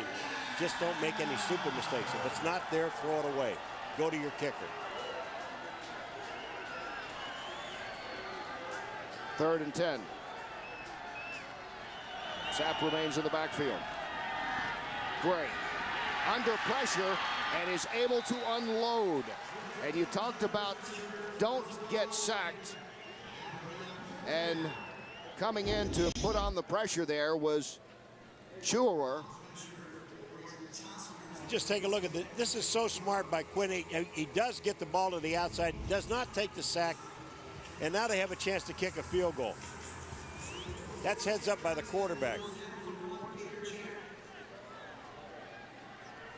Peter Cech will attempt a 42-yarder. It's up. It's good. And New York, after seeing 14 straight scored by Florida, gets back on the board. 14-13 with 9 seconds to go in the first half. And a needed drive, needed points for New York, perhaps, after they were stunned in the last 2 drives by Florida. And it's just something to pick your team up going into the halftime. I mean, they were up 10-0. They were just cruising. They're getting ready to score another touchdown. And then all of a sudden you fumble the ball. Florida takes the ball the length of the field, scores. One play, you throw an interception. One play for Florida on offense, they get a touchdown. And now you're losing the football game. So this was an excellent drive to just get the 3 points on the board. Big play by Patrick Chiwura, who got in and put the pressure on Gray and forced him to throw it away. And again, if you're just tuning in, you're not familiar with why wasn't that grounding. As long as you get it to the line of scrimmage or beyond, it isn't. Obviously, that will change next season in the UFL. Right now, they want to protect their quarterbacks. They've only had about 3 weeks together. And I can't believe, Paul, there might be some guys in the NFL when they start looking for backup quarterbacks going, you know, maybe we need to protect our quarterbacks too. There's not a whole lot of good quarterbacks to go around out there. That's not a bad rule, man.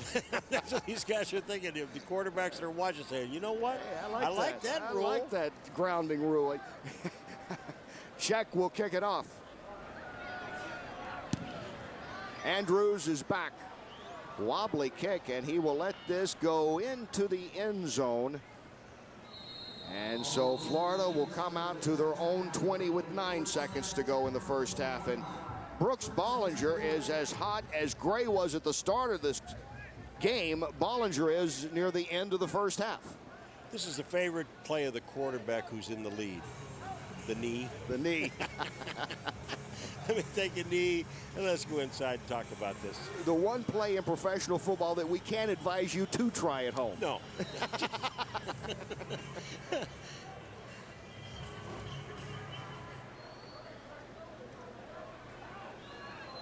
But this is a very good football game. We thought it would be a very good defensive game, and it was in the first quarter.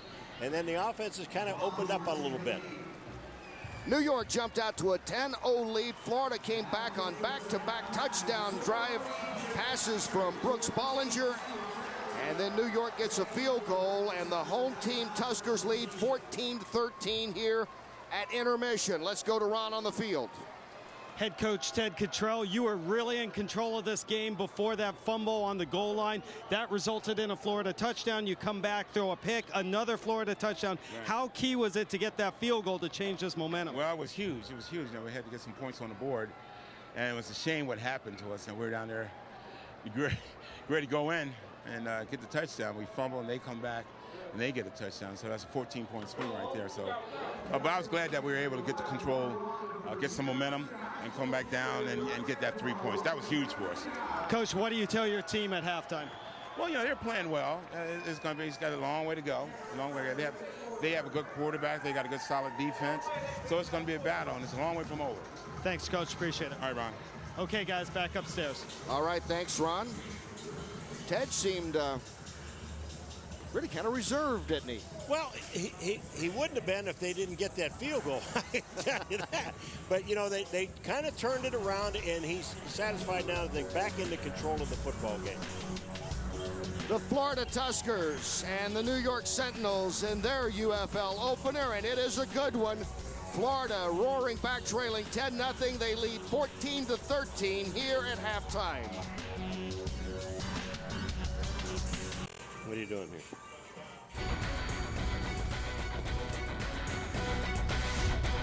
Welcome back to the UFL on HDNet.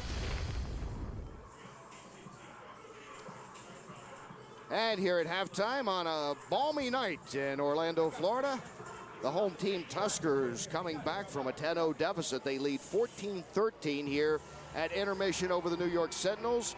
The 14 points scored by Florida coming on 2 turnovers from New York. And that's what you like to see, isn't it? If you're the team that's capitalizing, you take advantage of those turnovers. Well, we said before the game started and during the course of the beginning of the game that the defenses are usually ahead of the offenses. And Jim Haslett has got, on his Florida team, has some fine corners. He really does. And they're playing very well. They're playing the eyes of the quarterback, and what's happening is the wide receivers are breaking routes a little bit too soon for New York. So I think that's one of the things that Teddy Cottrell is going to correct at halftime. Just take a look at that and then try to get his offense back on track, running the ball. One of these two teams has to run the ball a little bit better. A huge play in the second quarter when it looked like everything was going for New York. They were up 10-0. They just come off a big interception. They fumbled the ball in the end zone. New York recovered it. They then march 80 yards for a touchdown. They get an interception. They come right back, and bang, bang. That's how quickly things have changed here in this game. Well, that's excuse me, those momentum changers, they just kill you. But you could see Teddy Cottrell at the end of the game. He was so, almost elated. The fact that they got 3. That they got back to 3 points, and they got the field goal. Had they not gotten that, he would not have been that calm going into the locker room. And I guarantee he wouldn't have been in there saying, you're playing really well. No, you're not. Let's look now in the Florida Tuskers locker room and see what's going on. That was the biggest run of the night, 20 yards. Okay? If we run fire, it's the same thing. Come flat, then climb. Right? Flat, then climb. Right? Now, the other thing, be alert as much as the hard count to the quick count, too. Because on the dart, you got caught. You weren't lined up yet, and all of a sudden, your leg's coming. You got a chance there because you'd be free. Okay? Guys, execute. Go out and tackle, make something happen. Bill? Sam Peasy? Yep, they've run that twice now. They ran it this way out of one of them, and right there before the end of 2 minutes, they went to that bunch and basically did the same thing. That was on the third down. It was just spacing. It was just spacing, just like our offense does. You got a couple turnovers, but we let 3 on the field, right? We got to make sure we get all 3 of those, so we need to get some back here. That's what's going to win the game. You get a chance to catch the ball, get it in your hands, make the catch. Guys, your points came up. Playing well, guys. See, we can put Haslett on live. Yeah, I would make a living out of it. But the one thing that they were talking about, and that was Bresnahan talking, he said, what we need to do is get lined up right away. There were a couple of times in that first half where we weren't lined up, and that's where they beat us at that point of attack. So make sure you know where you need to line up and get there first, and then other things will happen. And, of course, Haslett, the defensive coordinator, says, we only took the ball away 3 times. We got to take it away more. And you know him so well. Remember yesterday he told us, he said, I don't know if I want to be mic'd all the time.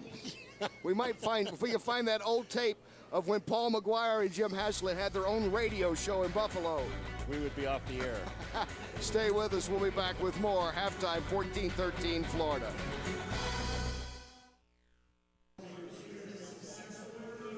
At halftime, in this, the premier week of the United Football League, final 2 teams unveiled, and the Tuskers of Florida lead 14-13 over the New York Sentinels here at halftime. Kenny Rice along with Paul McGuire. We talked about, anticipation, some anxiety and all that, but a very entertaining first half it has turned out to be. Yeah, and you notice what happened when you're watching this football game. They're kind of running around doing things in the first half, and especially the first quarter. And then you can finally get your team settled down, sit down. Now, you're looking at Gray throwing the ball. That's Thorpe catching the football. That was one of the first plays of the game. Then the touchdown. Now, see how settled he was, how confident he was in the throws? And all you have to do is give these quarterbacks a little bit of time. Once they have time, they're going to find the open receivers. It's hot. The defense is not, getting back downfield. Take a look at this play right here. That was one play where there was just no one around the receiver. Bollinger hitting a wide open middle there. These are things that happen. But this is at the end of the half, and where New York had to get a field goal. There you see the first half stats, and the big stat that jumps out. On any level of football, they talk about, field position and turnovers, and you see the 2 turnovers for New York that that Florida's been able to capitalize with 2 touchdowns. Exactly, and that second one, when you see rushing yardage, now neither one of these teams are really, they're not lighting it up running the football. And I think the team that can run the ball better in the second half will win this football game. And it has been the kind of game that, well, I don't know if you can say even the coaching staff was sure how it would be. We talked to 2 guys whose backbone is defense. They were kind of curious how things might work out. I think Ted Cottrell might be impressed with Pratt and maybe his young secondary that's played pretty well at times until those last 2 drives. Well, and they had Simeon Rice, probably one of the oldest members other than Sabron that's on this football field, get himself a sack. But I think Teddy Cottrell, when he went into that locker room, and you see him walking out now, he just said to these guys, hey, look, guys, settle down. You know where you have to line up. You know what these guys have. You know what they're going to try and do. And if they're smart, they're going to try and come out and run the ball against us. So settle down. He's talking to Simeon Rice. Simeon, you can control these young guys. You can tell these guys what to look for in the second half. Rice has had a sack in the game, his team trailing at halftime.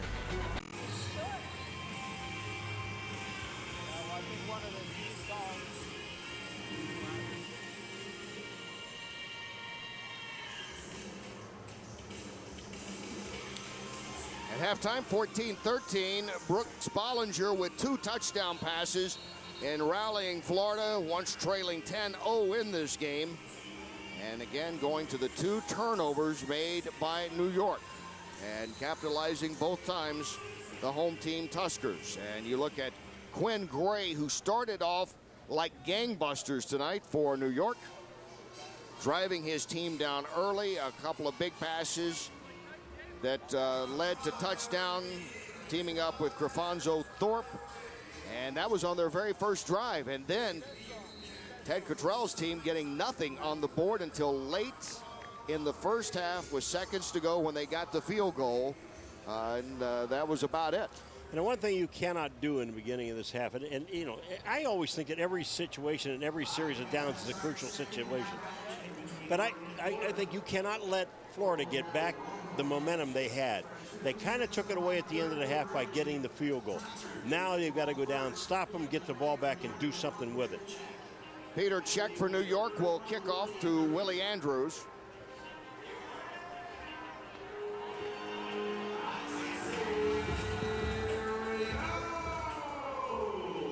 Andrews of Florida at his 8. To the 20. Leans forward and to the 24, and that's where Florida will start their first offensive drive here in the second half. 16 yards on that return for Andrews. You know, you would just think with Florida, with the running backs that they have, Tatum Bell, Michael Pittman, Williams, and Pennick, that they would be able to create something running the football. That is a surprise. To me, it is. And you got big tight ends. You got guys that can play. Wiggins is big enough to block on the outside.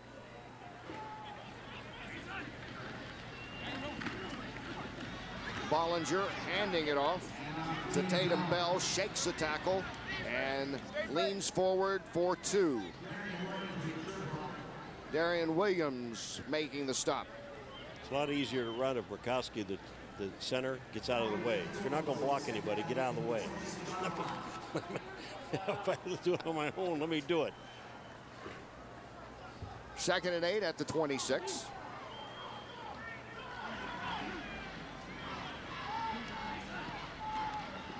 Bollinger looks to the right, now gets it out to Foster. Foster up to the 31. Fincher there to force him out. Now this shows you experience with Bollinger. This ball was supposed to be a quick screen to the outside. Okay, when he looked to the outside, Foster wasn't ready. He wasn't in a position, so he dropped. Watch him, he'll pull the ball down. Whoa, now I'll get it back out. Foster gets himself in a position to get the ball. He's getting blocking downfield by the tight end and the other wide receivers, and they picked up, but 7 or 8 yards on the play. But that was all done by the quarterback. Nice block there by number 9, you might have seen as well, Paris Warren. And on 3rd and 2 from the 32, they pitch it back and keep it on the ground, and this is a first down for Michael Pittman. Pittman at midfield. Pittman moves into New York territory down to the 40. Williams finally brings him down after a 29-yard gain. Well, let me tell you, now I said Murkowski, the center got in the way last play. Well, I'll tell you something. He gets an outstanding block on this run. Watch the center come out. You're going to see the center right there, number 62, make a block in the backfield. That allowed Pittman to get to the line of scrimmage. Then this is Michael Pittman. And at last, a big run turned in by one of the Tuskers running backs. Well, this is the one thing I think that they really talked about at halftime. We have got to run the ball.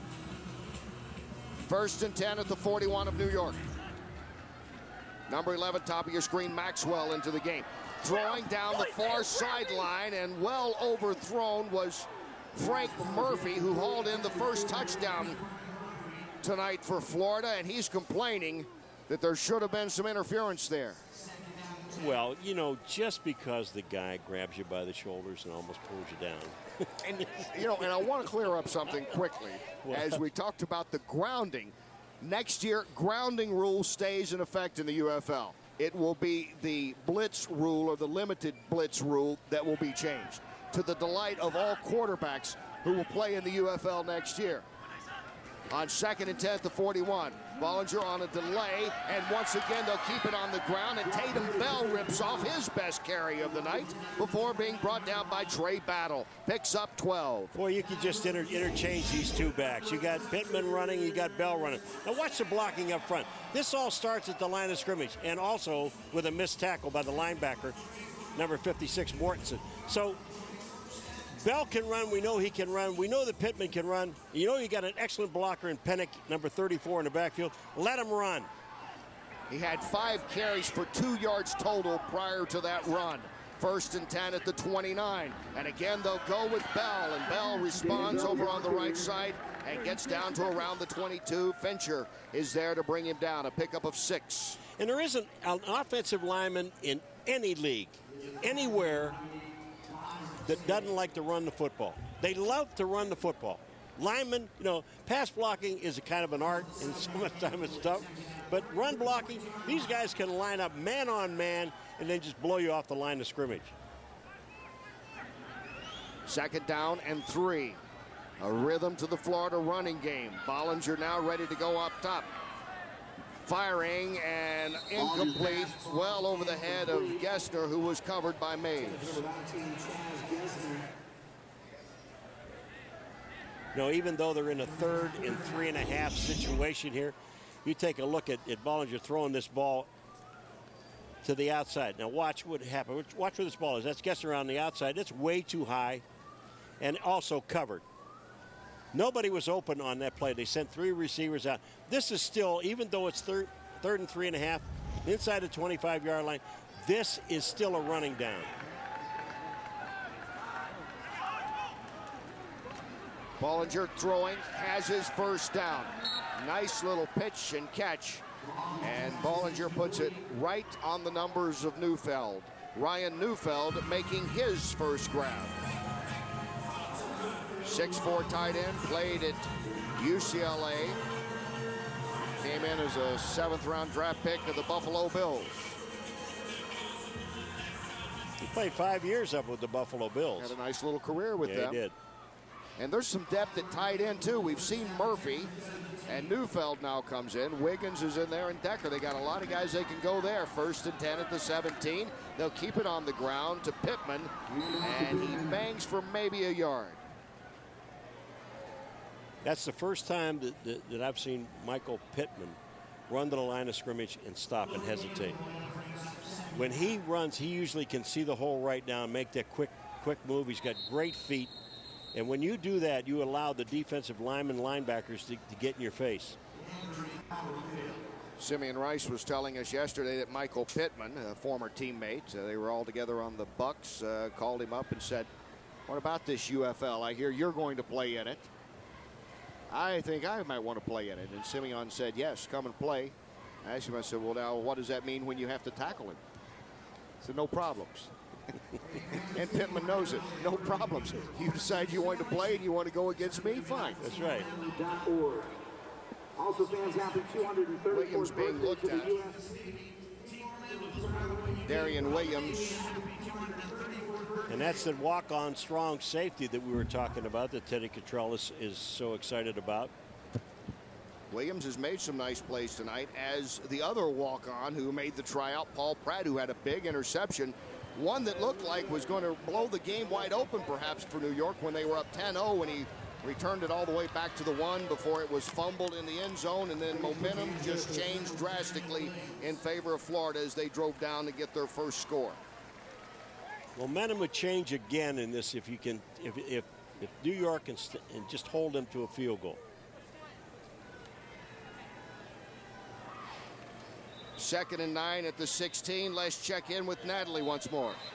You know, one of the things that Coach Haslett told his offense at halftime was that they needed to adjust their offensive schemes, and apparently it's working. They said by adjusting the schemes, that would decrease the sacks and also slowing down the game so that Brooks would be able to have a little bit more time. And so far, it's paying off here in the second half. Jim Haslett looking on. 2nd and 9 at the 16.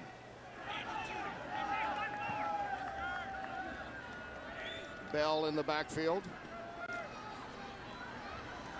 Bollinger in the pocket, over the middle, complete, and touchdown to Gessner. 16 yards to Chad Gessner. A little icing on the cake as he leaped into the end zone. And it makes it 20-13. This is one of those leaps, so do I want to leap? How far do I have to go? Now, Bollinger, this is on him, too. Watch this. He's waiting for Gessner to get open. Now, watch this. He's going to wait. Now, should I leap? Okay, I can leap. He's not very big. I'll leap.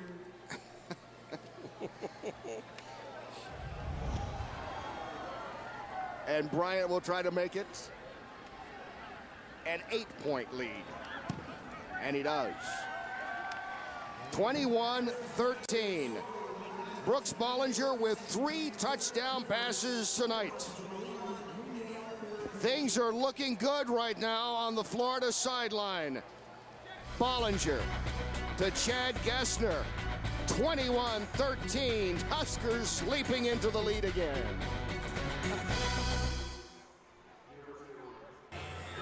Florida getting another touchdown to make it 21 here in the Citrus Bowl in Orlando, Florida. I'm with Chaz Gessner, who got the touchdown. Chaz, you and Brooks seemed like you guys were looking for each other right from the beginning of the game. Finally get one under your belt. How did the play unfold? We've been looking for this look in the red zone all week. We know they play a lot of quarters, which is 4 across in the red zone, and we know we had an isolation on the middle backer, and it was just a matter of me not messing it up. Well, that you did. Scored another one for Florida. Getting back to you. Thanks, Natalie. Gessner has a ring in Super Bowl 38. He was on the Patriots team. He has a World Bowl championship with the Berlin Thunder. He told us yesterday, Paul, he wants another ring. This one from the inaugural season of the UFL is standing back to receive the punt, or the kick rather, as Barkley comes on the attack for New York, gets it out across the 25 to the 27. Thurman on the tackle after a 25-yard return. New York, you just got to remember one thing. You're only down by 8, and there's plenty of time in this football game. You did not run the ball extremely well in the first half, but you've got to establish some kind of run, because there's just no way that Quinn Gray is going to be able to sit back there and throw the ball all night long. Florida marching 76 yards in 8 plays in their last possession, with Bollinger hitting Gessner. On the ground, that's Toefield. And is the ball loose on the ground? And New York, did they give it up for the 3rd time in this game? Yes. Florida has recovered the fumble. To me, this is lack of concentration. Toefield, this is his 2nd fumble. You take a look. This is the first play from scrimmage. Florida just went down and scored a touchdown. Look at Toefield. You've got to hold on to the ball, pay attention to what's happening, and they just pull the ball out. I mean, and Darian Scott, number 98, at the bottom of that pile, is able to come away with it. So 3 turnovers now for New York tonight. Florida has scored touchdowns on the previous turnover. Well, and Ted Cottrell threw the blue flag out. They want to review this. and doesn't believe it was a fumble. Hey, New York is challenging the play that the runner was down.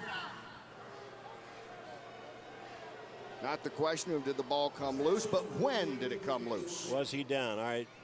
The ball is in Tofield's hand, and I'll tell you right now,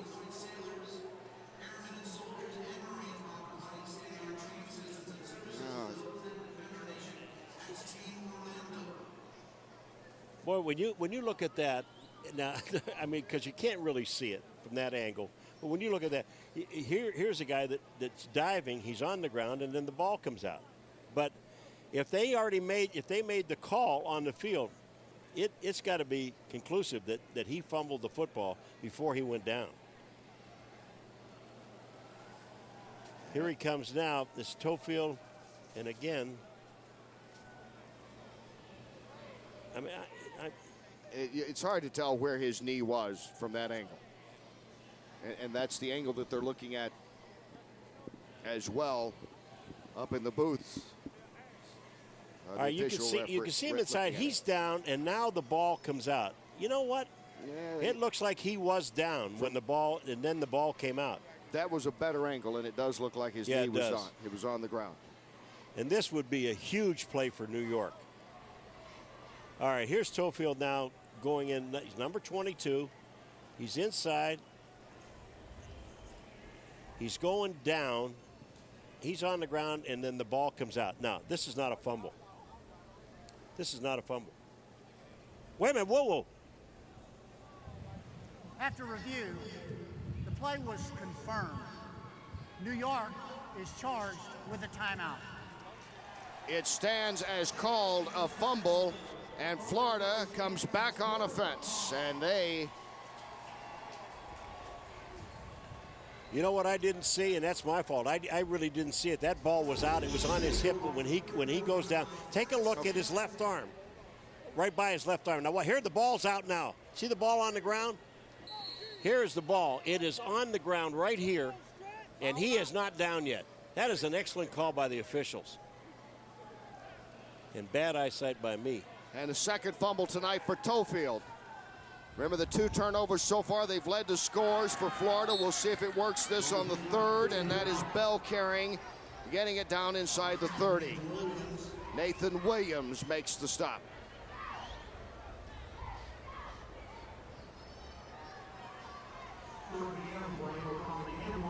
More aggressive running here in the start of this second half for Florida. We've seen that from Bell and from Pittman.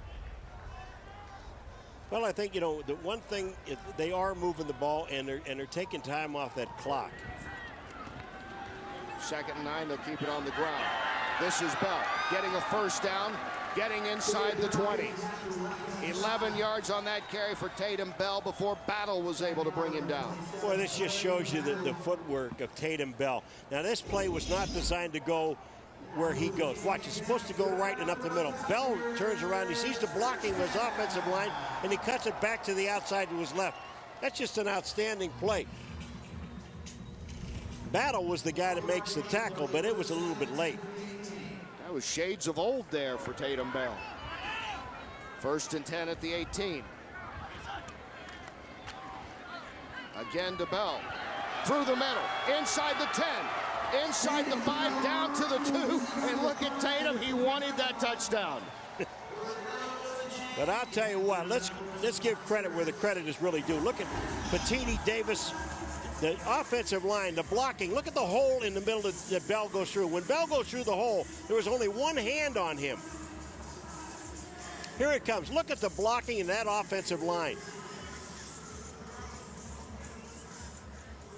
16 yards before Mays brings him down at the 2. 1st and goal.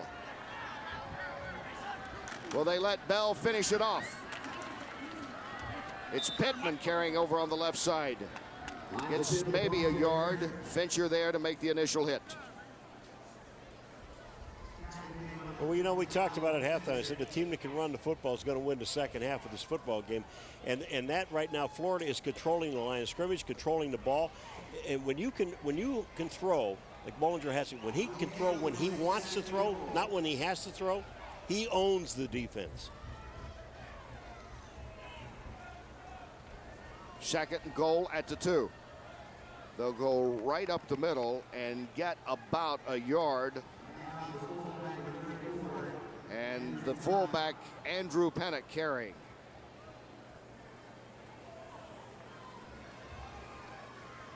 It was fun talking with Jim Haslett yesterday and just hearing his excitement about this. Former coach of the year in the NFL, of course, with the Saints, and how excited he was. You see Williams in the secondary being taken off the field. We'll try to get an update as soon as we can there. 3rd and goal at the 1. Bollinger is going to throw wide open. Touchdown, Neufeld. The 4th touchdown pass tonight for Bollinger, and he hits Ryan Neufeld. He had 2 tight ends on that side. He had Wiggins, number 85, and Neufeld, number 89. They covered Wiggins in the middle of the end zone. Neufeld just slips out to the outside. There was nobody there. This is a play-action pass. Everything that they were doing was running all the way down. Why not cover?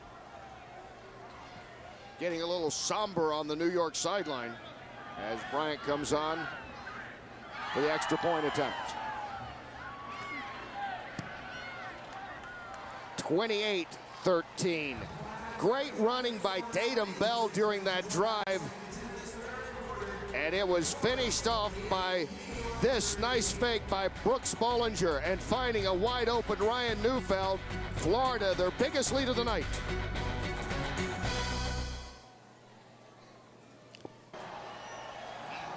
Welcome back to Orlando. Kenny Rice, Paul McGuire, Ron Kruk, Natalie Taylor on the sideline, and it's a 28-13 lead, Florida over New York. Barkley awaiting the kick of Bryant for the Sentinels, trying to get something going for New York after Florida capitalized on yet another New York turnover. They've scored 21 points on 3 turnovers. Barkley with it across the 20. It gets out to just past the 25.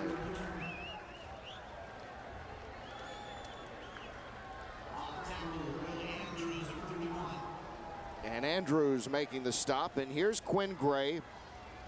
You know, about an hour ago, everything looked so good for New York, didn't it?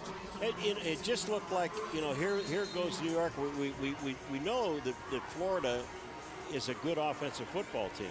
But look at the points off of turnovers. 3 turnovers, 21 points. I mean, this is crazy. It was on the verge at one time, back in the 2nd quarter, of being a 17-0 game when it was 10-0 New York. They were down at the goal line. They were stopped. They fumbled, and Gray is under pressure. He throws it, and at that moment, you can see Vanetti was probably saying, turn around, guys. Odell Thurman was one of the linebackers there, and the ball was much closer to them than any New York receiver. Well, that's Darren Scott, number 98, is putting the rush on. Now watch this. Here's a shot. Here's the hit. That's a clean hit. And Gray did the right thing. Well, he's going to get hit anyway.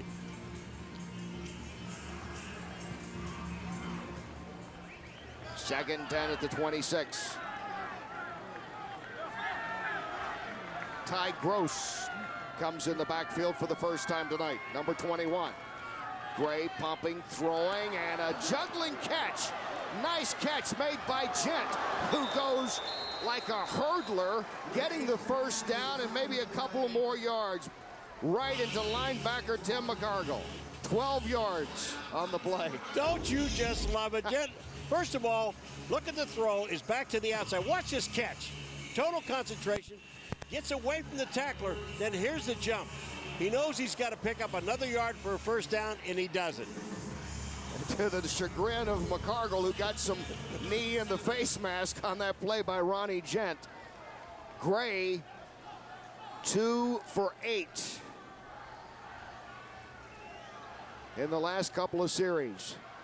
That was a needed completion. 1st and 10 out to the 37. They'll keep it on the ground, and this is Tyrone Gross. Gross was with the San Diego Chargers for a couple of seasons, 06, 07, some on special teams, taxi squad, 5'7", 218-pounder out of Eastern Oregon. And there you look at Odell Thurman. Paul, we talked about him back in the first half. I just think that this guy can do it all. Here's a guy that is just such to me, a great football player. When he came out, he was And then, again, personal problems. But this guy can play now. 2nd and 8 at the 39. Play action, and he goes right down. Gray had nowhere to go. Josh Cooper saying, yes, that is me. Number 97, putting him down. The 6'3", 265-pound end out of Ole Miss, originally played with the 49ers and the Saints. A loss of 8. Watch this, Quinn Gray. He does not see him coming from the backside. This is the one place that's the blind side for the quarterback. It wasn't a great hit, but it was enough to bring him down. You know, when you see Josh Cooper taking a run, watch this, a run. Boom, boom. Clean tackle, great play.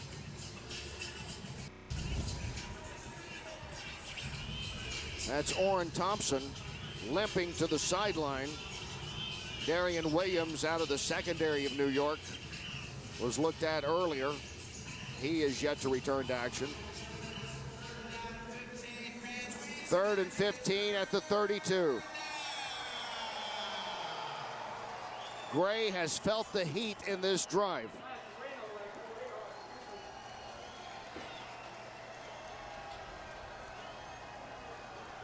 He'll go on the ground. And Barkley will get some of the yards back, but well short of the first down. He gets 11. It's going to be 4th down, and they'll have to kick it away. You say, hey, that's a great play. They picked up about 13 yards on the play. Why don't they do that more? Well, because the defense is sitting there in pass defense and waiting for you to throw the ball. They're going to give you the 12 yards, but you're not going to get the first down. Foster back to receive the punt. Tom Malone will kick it away. Foster steps up. He's to the 20, the 25, and gets to the 28. So Florida back on the attack. They are leading at 28-13, 3:24 to go in the 3rd.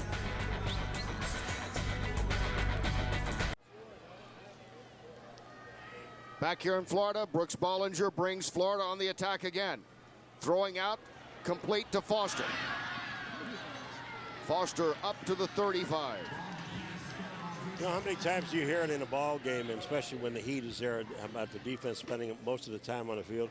Well, this New York defense has been on this field a long time. And then when you throw a little hitch pass to the outside to a guy like Foster, who's 5'7", 175 pounds, and can fly, he's driving that defense crazy. You can see these guys on New York's defense. They all have their hands on their hips. These guys are tired. Bollinger brings them back to the line, even though they have been training here for the last 3.5 weeks in Florida. It's not been as hot as these last few days. Strings of 90 degrees, 94 today, and very humid. They'll go straight up the middle with Pittman. Let's go down to Ron now for an update on the injury situation. Ron. Thanks, Kenny. Quick update on safety Darian Williams. He was taken off the field on a cart. He was suffering from body cramps. Took him into the locker room. They're going to hydrate him, and his return at this point is questionable. They're also working on offensive lineman Thompson's lower leg right now, but he's up and walking around. I'll keep you posted on that. Kenny, Paul? Thanks, Ron. 3rd and 1. They'll go straight up the middle, the old-fashioned way, and pick up the first down. Pennick doing the work. You know, and you just can't say it enough. I mean, we got here today, and it is really hot out. It was in the 90s today. And you look at these guys down the field, there's a lot of weight in the middle of that defensive line. And the linebackers, I mean, they're interchanging them as fast as they can. But these guys, even though they work out down here, they don't work out that long, and they've only been here for 3 weeks. And as they bring it up on 1st and 10 at the 41, all the players were talking yesterday, but it hasn't even been close to this hot as we've seen this week with all these 90-degree humid days, as they'll go right up the middle for Bell, and Tatum Bell picks up 4 before Nathan Williams stops it. I just like the fact that Florida has the 2 backs, Bell and Pittman. I mean, it's just what a great change of pace. And there's not that much difference between the 2 of them. I mean, as far as their footwork and speed, Now, Pittman may weigh about 15 pounds more, but they still run basically the same.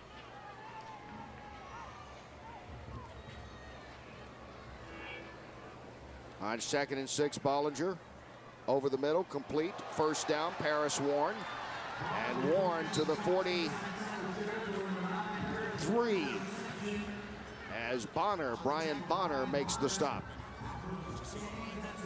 They get 11 and move the chains again.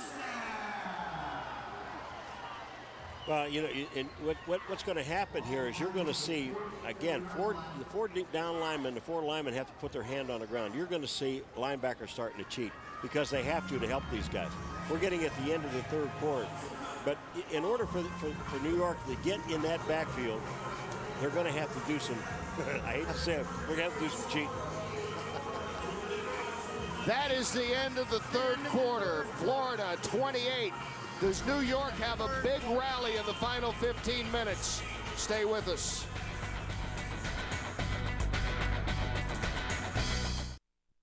This telecast is authorized by the United Football League. Any rebroadcast or other use of the pictures, descriptions, and accounts of this game without the express written consent of the UFL is prohibited. Florida Tusker fans happy right now, and they've got the running game going. They keep the pressure on Gray. Bollinger has been hot. He has thrown a total of 4 touchdowns, including that one to a leaping Chad Gessner to finish it off. And yeah, all smiles for the guys in the teal and white. And back to live action in Bollinger. Good protection, firing, and again, he has a man wide open. That is Marcus Maxwell. Maxwell takes it inside the 20, inside the 15. Somebody fell down, and I think it was Pratt. He just falls down. And then Maxwell is wide open. And Bollinger just showing his experience. Now watch. Number 37 is Pratt. He gets tripped up. He falls down. Maxwell has no problem with the catch. And then makes a nice run afterwards. 29 yards on the play, 1st and 10 at the 14. And Paul, like you talked about at halftime, in the first half, 25 yards total in the rushing game for Florida, 114 in the second half, opening up even more for Bollinger to throw. Yeah, it makes it so easy. And there's a guy that's done a lot of the work on the ground, Tatum Bell, here in the second half. He picks up 4 more.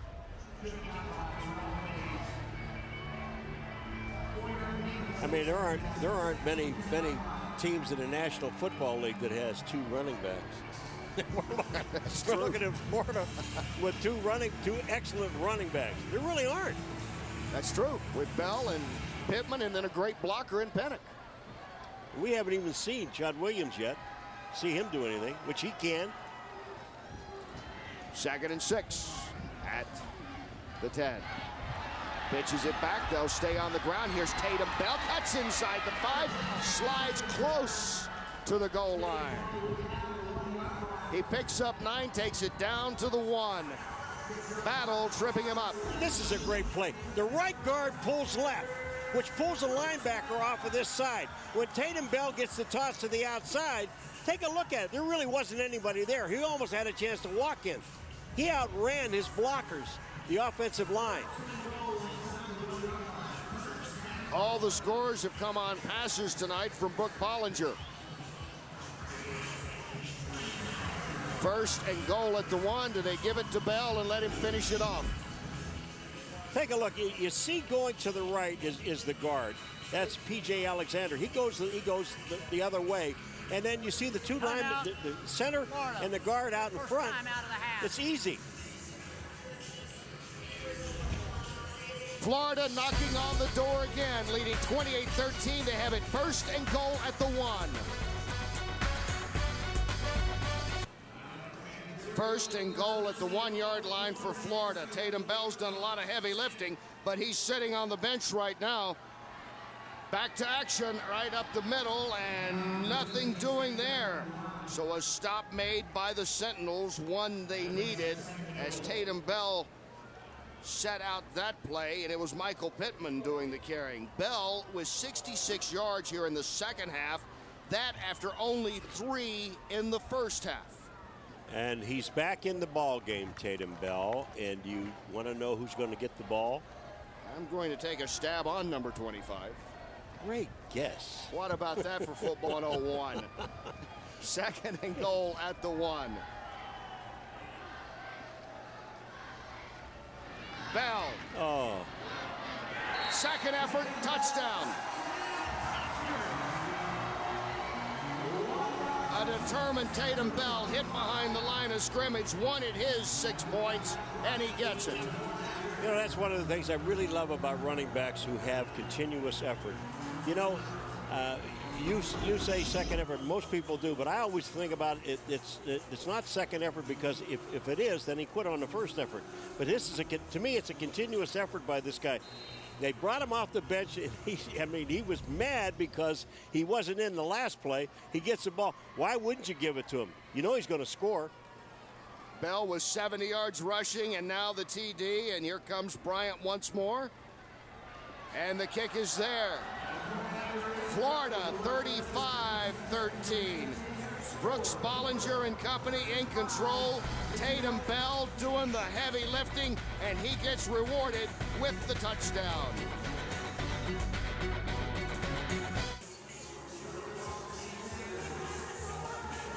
(35-13) Florida total command over New York. The last scoring drive, 10 plays, 71 yards. Tatum Bell doing a great job throughout and finishes it off with a 1-yard touchdown run. And now Bryant will kick away. And standing back to receive is Steve Sanders, the wide receiver. It's been a long time since New York has made a threat on offense. This one comes up short at the 25 to the 30, and going down the sideline is Sapp. Cecil Sapp, the short man there, the fullback, turns it into a 21-yard return. That's when one of the more exciting things here for the for the New York offense in the second half, Paul. Well, and Cecil Sapp, you know, he knows what to do with the ball. He isn't used to returning balls, but when he gets it, he knows. They did not put him on the ground. Cecil may say, I've been sitting over here looking across the way and seeing how Bell's doing and seeing how Pittman's doing. Put me in. Give me the ball. Time of possession sometimes can be exaggerated. This time it kind of adds up. New York not doing much when they have the ball. Some 3 and outs, some turnovers. Barkley carries for 2.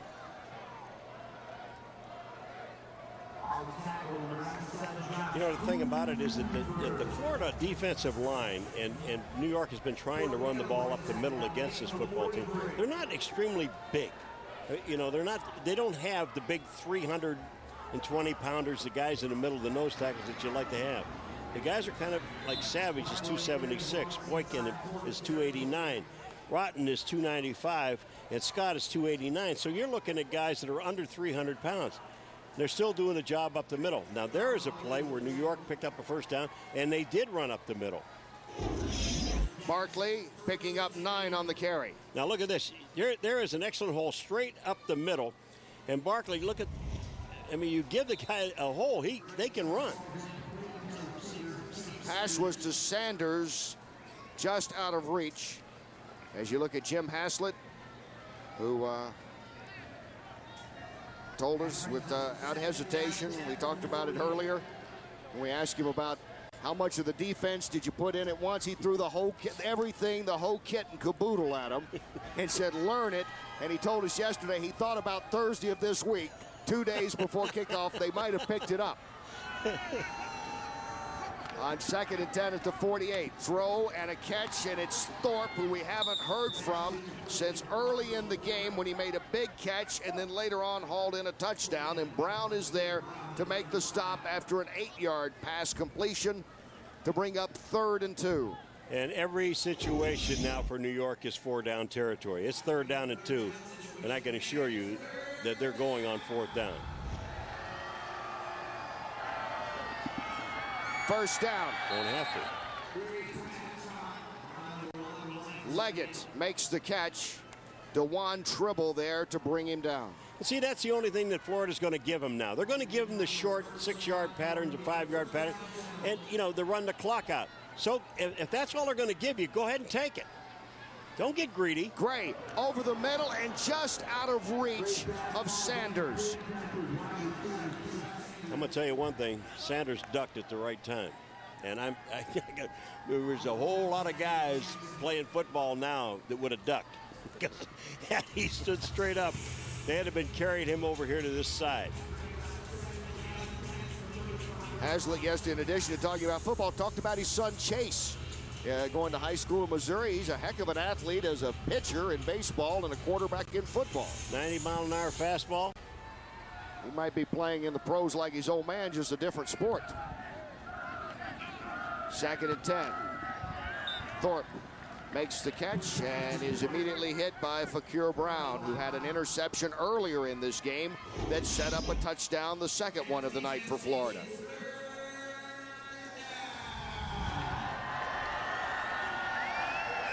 Third and 6. And if they're going to give you the 3-yard pattern, go ahead and take it.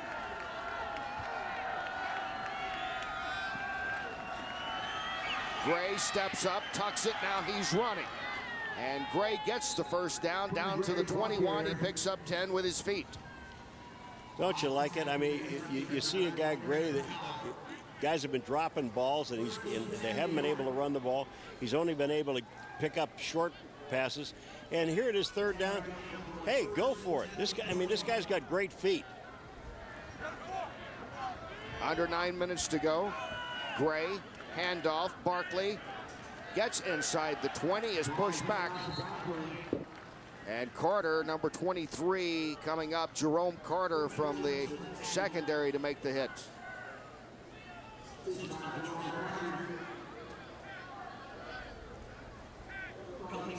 I mean, you could tell these guys are tired. Here's a team that's down by 22 points, and they're coming to 8.5 minutes to play. And you see these guys walking back to the huddle. And normally you would see the guys kind of hurrying up. Let's get things moving. I mean, they're tired. It is hot. And if the heat doesn't get you tonight, the humidity will. On 2nd and 9, Gray steps out, makes the completion. Hitting Leggett. Picks up 6. Tribble making the stop. You can be as critical as you want when you're looking at things. Now, here's the thing with Leggett. He threw him a little short pattern, and he picked up about 5 yards. What he should have done is get out of bounds. He wasn't going anywhere else. There were too many, is it teal? Teal shirts? Teal shirts, they tell me. Natalie Taylor gave us that, the teal. Incomplete on the slam. We refer to her for all of our fashion questions. And it's 4th down and 3.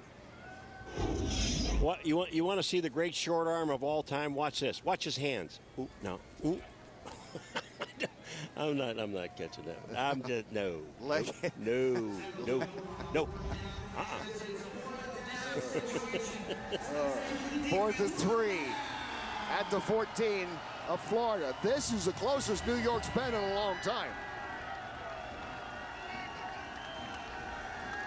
Gray throwing incomplete.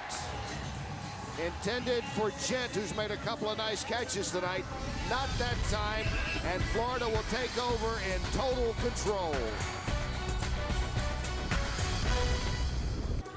Welcome back. Florida Tuskers in complete control of this one, 35-13. And guys, head coach Ted Cottrell just gathered his entire defense over, called them over, and basically lit them up. And I won't go into details. It was a little colorful, but very vocal sideline right now, including defensive tackle Dan Davis, who said, enough of this. Check your ego at the door. Let's see how that New York defense responds. Kenny? Ron, what was hotter, the pep talk or the weather? Well, I have to say this breeze is heavenly. It was, I would say it was about even. All right, thanks, Ron. Here's Brooks Bollinger. Now Chris Greason comes in at quarterback for the first time tonight. Bollinger taking off the rest of the evening after a spectacular effort. Team trailing 10-0. He comes back with 4 touchdown passes. So Coach Haslett and company now have a chance to take a look at some other guys here in the late going of this game, including Chris Greason right here out of Northwest Missouri State. He led them to a Division II title as a All-American, was a 7th-round draft choice 10 years ago of the Cardinals. Played about 5 years in the AFL, the Arena Football League. Yeah, played a little in Europe. Arena Football League, he threw like 117 touchdowns in a single season. This is Shad Williams getting the carry and ripping off a nice gain. I told you, you saw Tatum Bell and Michael Pittman. You had those two guys, and the guy, Shad Williams, we hadn't seen yet. Well, you just saw him. But what's happening is you got all the backup offensive linemen are in, and you got backup defensive linemen are in. And if Teddy Cottrell just gave his defensive pep talk, he is not going to like this play at all. Better come up with a new pep talk. Whoa. 16 yards on the carry. 1st and 10 up to the 32.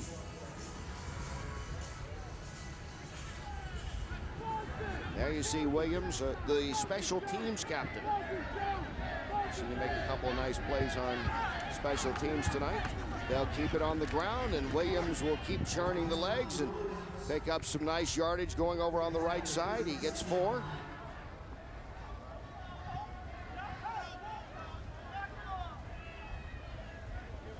And you just have to wonder if the... No, you were just going to say that, and you said it. It's positive for Florida. Now you can play guys that you wouldn't normally play in a ball game. It just, you know, they practice hard. They deserve to be playing.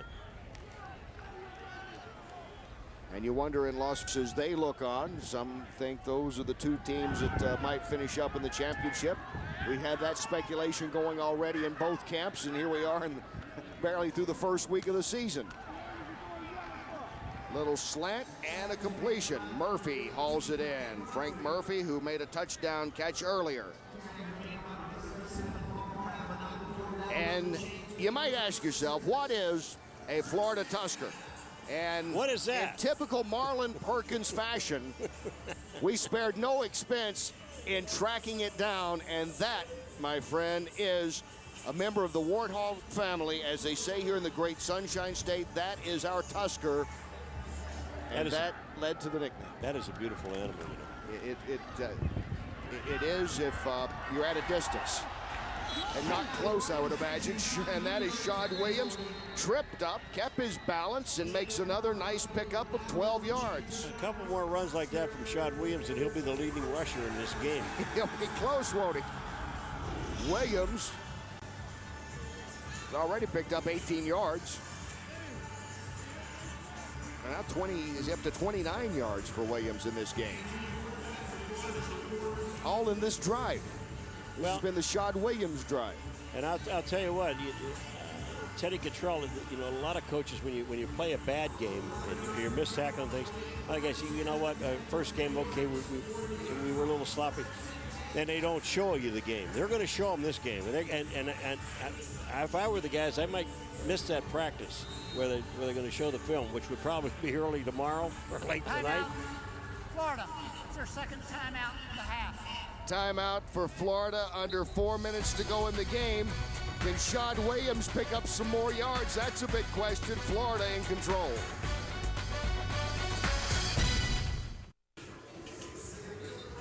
Florida on their way to make it a successful opener in the United Football League, leading 35-13 over the New York Sentinels with 3:56 to play here in the fourth quarter. And Florida on the attack. Shad Williams coming in as Bell and Pittman getting a breather. Bollinger is out at quarterback, and Chris Greason is in. And a chance to get some rest and see what all happens here with this Florida team. Get some of the other guys in, like Williams, who carries it once again. Bonner comes up to make the tackle, and a couple of yards on that for Williams. You know, we don't. When you're watching a game, you're doing a game. You really don't say enough about the officials. I mean, these are officials here.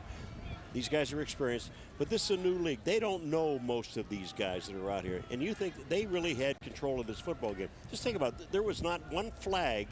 That's good coaching also, but there was not one flag in the first quarter. These guys have controlled this football game extremely well. Pennick back in at fullback. Williams will get the carry, and Williams pins in to his own man. That is big Charles Spencer, 6'4", 340 pounds of him, and he picks up 7. Well, Williams hits Spencer, and Spencer turns his leg around. I don't think he can be avoided. Spencer is so big. Sean Williams is only 5'7", okay? Spencer's 6'4", 338 pounds.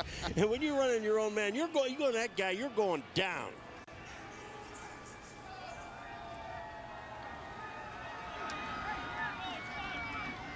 Third and 1 at the 31.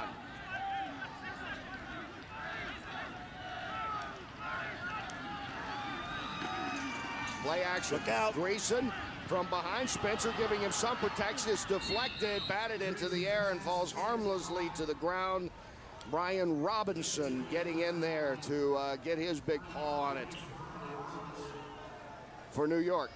Grayson, you better get that clock in your head moving a little bit faster, because you almost got hammered. You might not think Charles Spencer, too. You got the backup guys that are in there playing offensive line. You don't have that much time to be standing there fooling around. They're going to go for it on 4th down. Why not? 4th and 1. 2:19 to go in the game. And who else but Williams, who gets the first down and gets inside the 30. And Nathan Williams moves in to make the stop. 3 more yards for Sean Williams on this drive.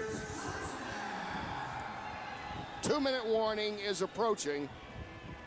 Florida, do they have one more score left in them? We'll find out when we come back to Orlando. 2-minute warning.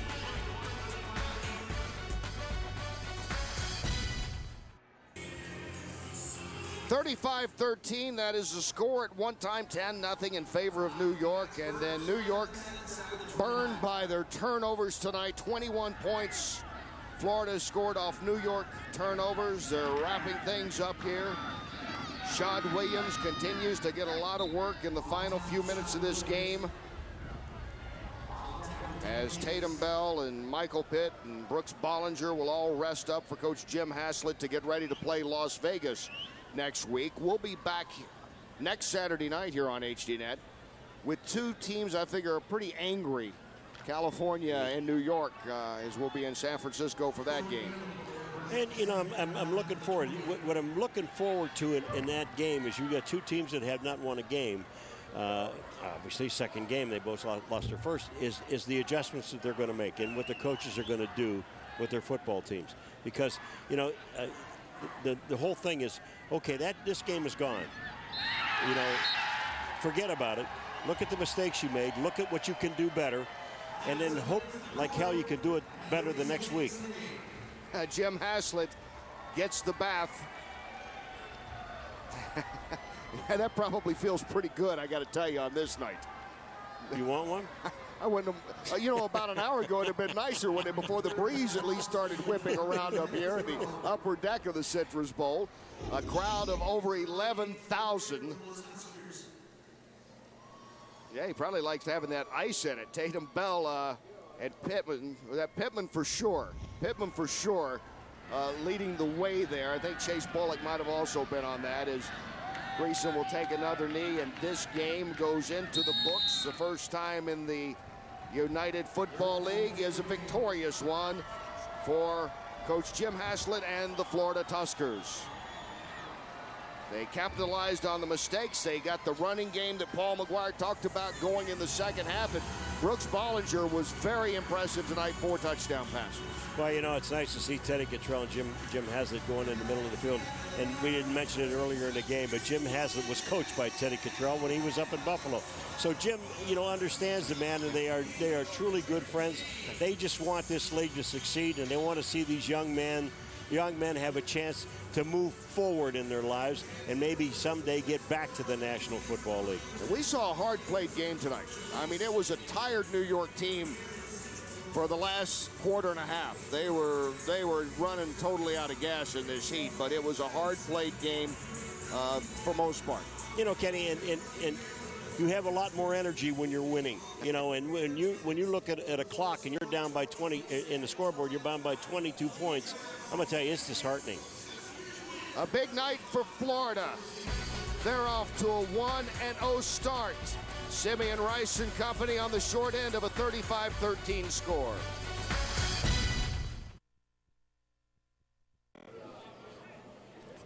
35-13, that score does tell the story. Sentinels jumped off to a 10-0 lead, and then it was all Florida afterwards.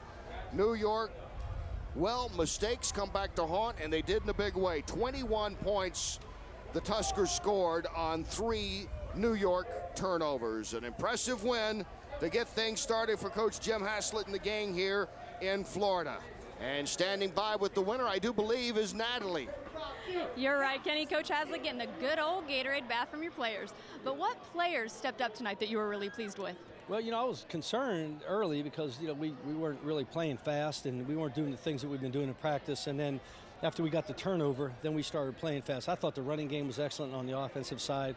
I thought Brooks settled down and did a nice job. And then after they moved the ball on us a couple drives, we settled down on defense and we executed and played well. So I think anytime you can get some turnovers, I don't know exactly how many you have. I think we had 4. You're going to win a lot of your games. So you were happy when the team settled down, but what else did you learn that you're going to be able to take forward? Well, I think we got a pretty good football team, and I think if we continue to improve, and only being together for 3 weeks, I think if we can continue to work hard and continue to improve, that you're just going to get a better brand of football every week out here. Well, thank you very much for your time, and congratulations on the win. All right, thank you. Ron, I think we're heading over to you. Okay, Natalie, thank you very much. New York, Simeon Rice, and you guys were in control. It's 10-0. You're going in to drive for another score. You fumble the ball, and then it seemed everything changed in that second half. The defense couldn't get off the field, and you guys look a little fatigued. Your take? Well, not necessarily fatigued, but when you have turnovers like that and you kill your own momentum, it hurts it. We have a lot of young guys that's playing this game on a professional level for the first time, and they're trying to make something work, but we have to be disciplined. We have to take care of the ball. We have to cover the person we're supposed to cover. We know we have to be in the zones we have to be in. We have to be in the right place at the right time.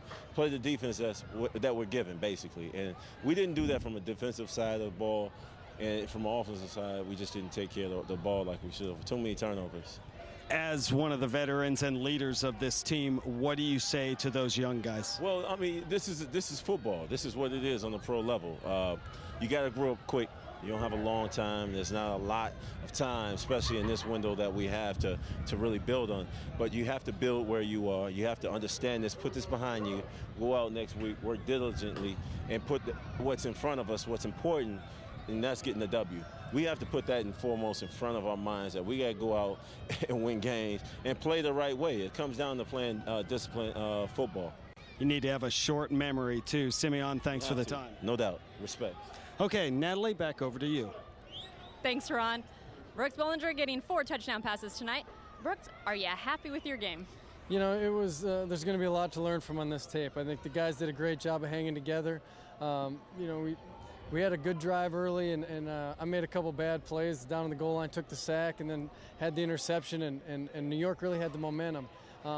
Fortunately, after the interception, our defense made a great stand down there and got the ball back for us. And we really never gave the momentum back. So really glad to see, it's always good to get a win, and glad to see our guys just hang in there and keep fighting and one down. One down, but you keep talking about the momentum.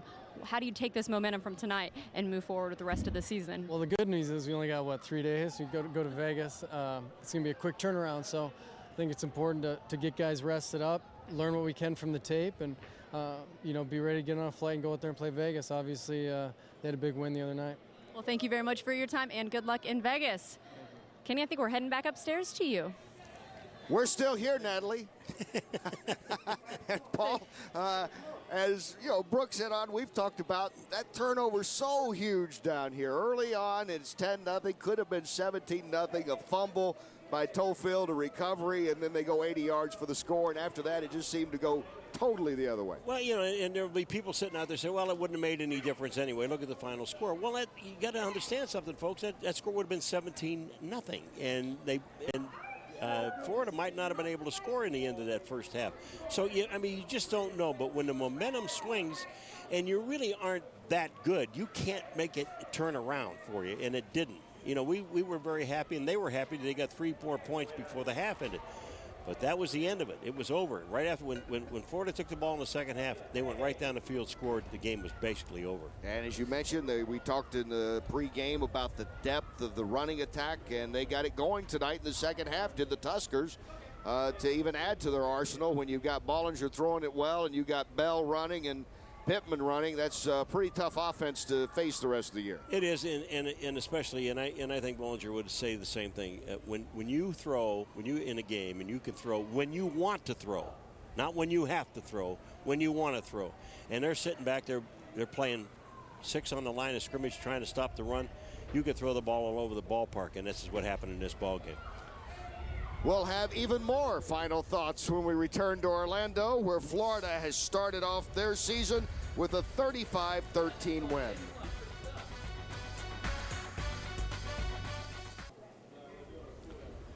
Well, it was a fun night here at the start of the United Football League season for the Tuskers and the Sentinels, and after trailing 10-0, Florida storms back to win it 35-13. And Paul McGuire, as we get ready for next week, we go to California. That should be interesting to see how Ted Cottrell and everybody regroups here for the Sentinels of New York as they go out to play Denny Green, another team that's kind of smarting the Redwoods after their loss. Yeah, you know, it's going to be exciting for us because we got 2 teams that really haven't won a game, and a lot of things are on the line. You've got to get that first start, that fresh start. On the other hand, Florida, they're in a short week and heading out to Vegas, and it's going to be hot there again, and it's going to be tough for them. We're going to find out these are 2 of the better football teams in this league, and we're going to find out which one really is the best. A pleasure. I will see you next week in San Francisco. And I'm looking forward to it. You've been watching the UFL on HDNet. The executive producer of HDNet and the producer of tonight's game is Daryl Ewalt. Our broadcast directed by Hank Lena. Bo Vonsakoon, our feature producer. Chris Markwell, production coordinator. Graphics by Mike Boyd and Ruben Jimenez. And the HDNet remote engineering team, the best around, Dan, Jeff, and Andy. Thank you. Thanks to all the crew here in Orlando. Be sure to tune in next Saturday. HDNet goes to the Bay Area where the California Redwoods host the New York Sentinels, 2 teams with something to prove. The pregame coverage begins at 8:30 Eastern, 5:30 Pacific here on HDNet. Again, a huge night for the Tuskers of Florida, falling behind 10-0. They got busy. Brooks Bollinger throws 4 touchdown passes in the game. 3 turnovers by the Tuskers, or by the Sentinels, returning 21 points for Florida here tonight. For Paul McGuire, Ron Kruk, and Natalie Taylor, I'm Kenny Rice. Final score, Florida 35-13. So long from Orlando.